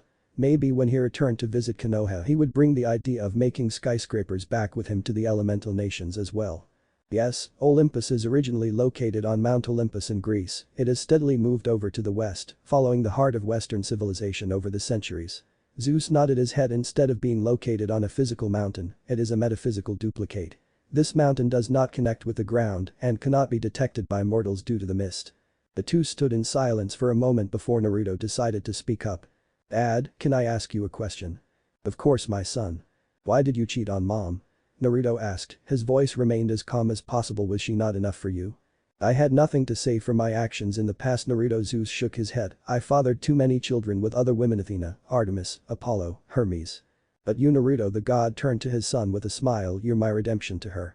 After everything I had done, Hera agreed to start everything over with me, not as immortals, but as two normal humans." He then chuckled. "Well, not entirely normal, but we did start over. I came to love her again, more than ever." Zeus looked at Hera, who was running toward them with a basket in her hand. "We got each other once again with the love of two mortals, unaffected by Aphrodite, because we formed it in a different dimension. You were the result of that love." "Alright, Dad." Naruto smiled at him, "and you better keep it that way or else a punch won't be the only thing you will get from me." But for some reason, something was telling him there were more to this. "Okay guys." Hera smiled at them, kneeling on a colorful picnic sheet and the basket next to her. "Come here." Zeus looked at Hera in confusion while Naruto just grinned and sat down in front of his mother with his legs crossed. "Come on Dad, come here." Naruto called him. "I made some of your favorite ramen." Naruto. Hera reached her hand inside the basket and pulled out a few bowls of ramen, and since she already took out about a dozen of them, the basket must be a magical thing to be able to contain that many, and since I don't really know which ones you like the most, I made everything I can think of. "Wow, this many, Mom?" Naruto asked, picking up a bowl and took a sniff. "And it smells good too. You made this yourself in such a short time?" "Of course I made them myself." Naruto looked at her. Okay, I did make them with the help of magic, but I didn't just summon them." "Now eat up." Naruto. Hera smiled. "Eat and tell us everything." Naruto opened the first bowl of ramen and took the chopsticks from his father, starting to eat while retelling his story at Elemental Nations. From the day he became a genin to the day Sasuke left the village, then Naruto and his friends nearly lost their life to the Yonin Shuf, not for the help of the Sand siblings and Lee. He retold his fight with Sasuke at the Valley of the End and his departure with Jiraiya for the 2.5 years training trip. Hera scowled a little when she heard the part where Jiraiya tried to make Naruto read his Icha Paradise series, while his father just laughed it off while shaking his head. Naruto used to think about what it felt like to have a family that you could return to, a real family where you could share the most important moments with them. And he finally understood that feeling. Later. Clang. Clang. The sound of a hammer hitting hot metal could be heard all over the forge of Hephaestus. "You work here?" Naruto asked as he picked up a celestial bronze sword from the basket full of weapons made in the same metal. It was 9 o'clock in the morning, and after saying goodbye to his parents who returned to their duty after their unofficial picnic, he began to wander around Olympus, and Hephaestus's forge was the first place he visited. "What is this metal anyway?" "Celestial bronze, the powerful metal used by the gods," Hephaestus explained. "It is mined by the Cyclops from Mount Olympus. The ore is shaped by tempering the metal in Mount Athena and cooling it in the river Lethe. I take that it's hard to make." Naruto swung the sword around. "Try stabbing yourself." Hephaestus returned to his work. "Because our parents gave birth to you in artificial mortal bodies, you're fully mortal, therefore it is useless against you." There wasn't a single drop of godly blood within Naruto, so the celestial bronze would pass through him harmlessly. Just like Hephaestus said, Naruto touched the sharp edge of the sword and he didn't feel anything at all. He could still feel the weight of the sword, and yet he didn't feel it cut him in the slightest. He then tried to do something more extreme, putting his hand on the table. Naruto took out a celestial bronze knife and stabbed his hand with it. He waited for the pain, yet it never came. Cool. Naruto grinned before turning to Hephaestus. You need any help? He asked when the god thrust the weapon into water to cool it down. Don't worry, there is nothing I can't handle. Line break. What can I say? Hephaestus chuckled as he sat down on his chair, using a rag to wipe away his sweat. It wasn't every day that I have so many useful workers like this. He could use his machines, but it looked like Naruto and his clones worked more effectively. Clones could be seen everywhere around the large forge of Hephaestus, as they were doing everything they were assigned to. From sorting weapons to moving objects, with Naruto's superhuman strength his clones made work look easier than usual. Clang. Careful, Hephaestus called out to the original, who was trying to make his very first weapon. You won't be able to get it into shape if you hit it too lightly. So I should hit it with more strength. Naruto grinned and went into sage mode, raising the hammer above his head. Fine, then he slammed the hammer down the glowing hot sword. However, due to the strength he used behind that hammering was too great, it not only completely broke the incomplete sword in half, but also the table the anvil underneath used for crafting was sitting on as well. Damn kid, Hephaestus roared in laughter as Naruto looked at the hammer while scratching the back of his head, unsure what just happened. You really pack some serious strength there. Naruto chuckled and put the hammer down. It didn't take him long to realize that he wasn't good at crafting like his brother. But this was just the beginning of Naruto Uzumaki's new adventure in this new world. What if Artemis give Naruto a weapon harem? And thanks for watching my video till the end. If you enjoy this content, then do consider subscribing to my channel and leave a like if you guys need the next part. Comment down, and thanks for watching the video and see you guys in the next video.